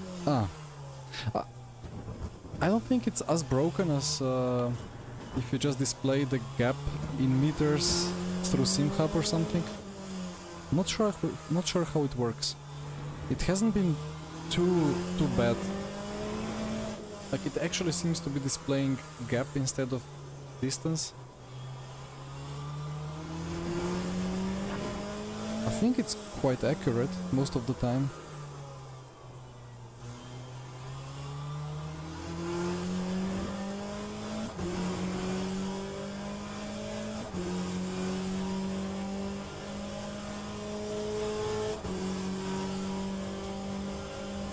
Anyway, one last lap of melted tires.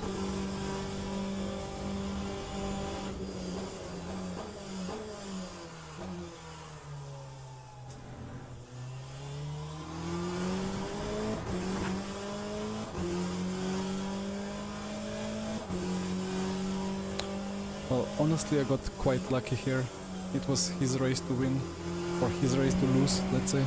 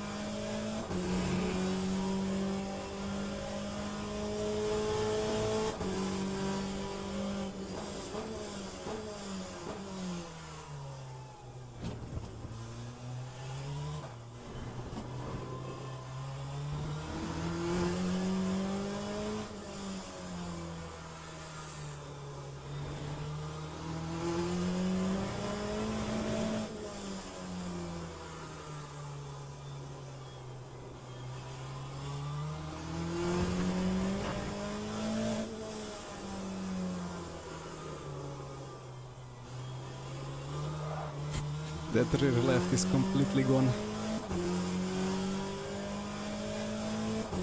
Anyway, we survived. And here we go for another checkered flag with the victory. That should have been much bigger of a challenge. He did a really good call to start on softs, the P2 guy. Was the perfect call for this race. I mean, it was kind of lucky, I suppose, with the lack of rain in the second half. But he didn't make it work. I'm quite surprised.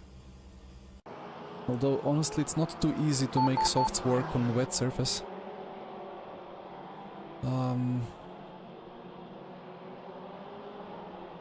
Let me check actually what he did. Like here... Where was it? Lap 2 even. Yeah, that was the moment where the wets were becoming faster than softs. But one lap after that, softs were already better, and they would be better till the end of the race.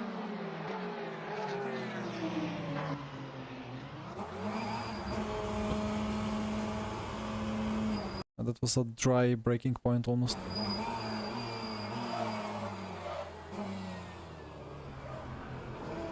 Well, nice catch. That was a daring rejoin.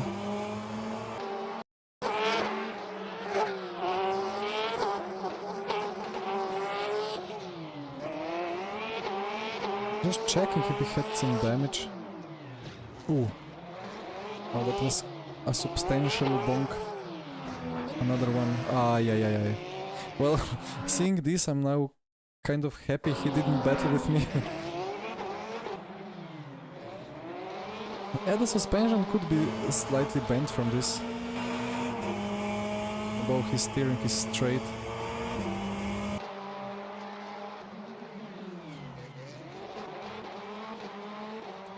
To be honest, once you do a couple of mistakes and go off track on softs on wet track, it's so difficult to get the confidence back.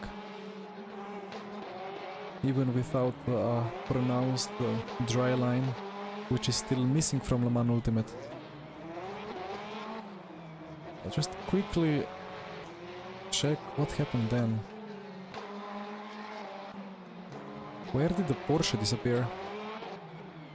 Ooh. That's a certified Porsche moment.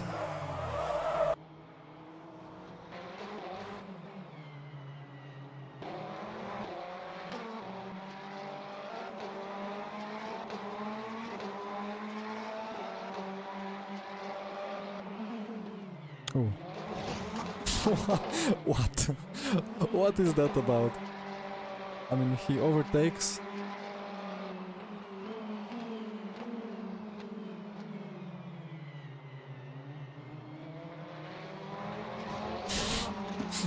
That's the weirdest bit of action I saw today. What was that? That was not even... That was lapped cars.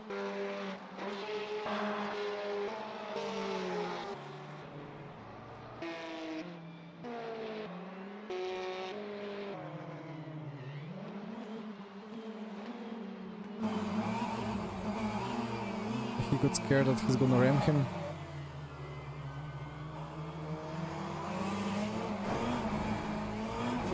Okay, well, in iRacing they would be all in the wall. But here they survived. Okay, well, let's see.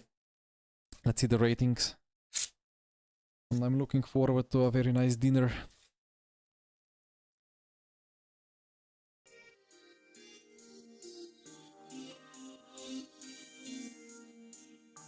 We can actually check the previous race first.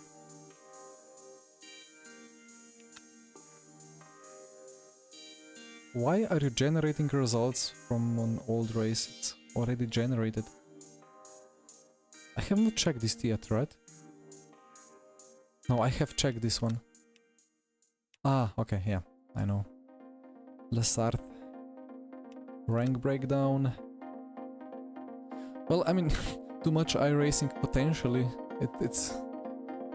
It's weird because it's not about the driving difference, it's kind of about UI difference, and there are so many small things that you don't have to think about in iRacing or in LMU and vice versa, and some things you just have to focus on, like the fuel and the fixed and open setup races and whatever.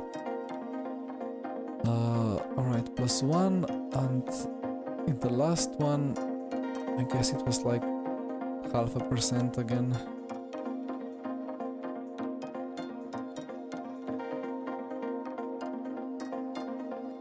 Exactly. I should get extra points for guessing this right every time. And I'm back to full SR. Beautiful. Anyway, thank you guys for watching, for subbing, for liking, and all the good stuff. And for the nice chat. Fortunately or unfortunately, I'm gonna stream iRacing again on Thursday. I'm trying to get 1K iRating in 1 week. I hope I'll be done till the end of the Thursday stream. So see you then. Good evening, good night, bye bye.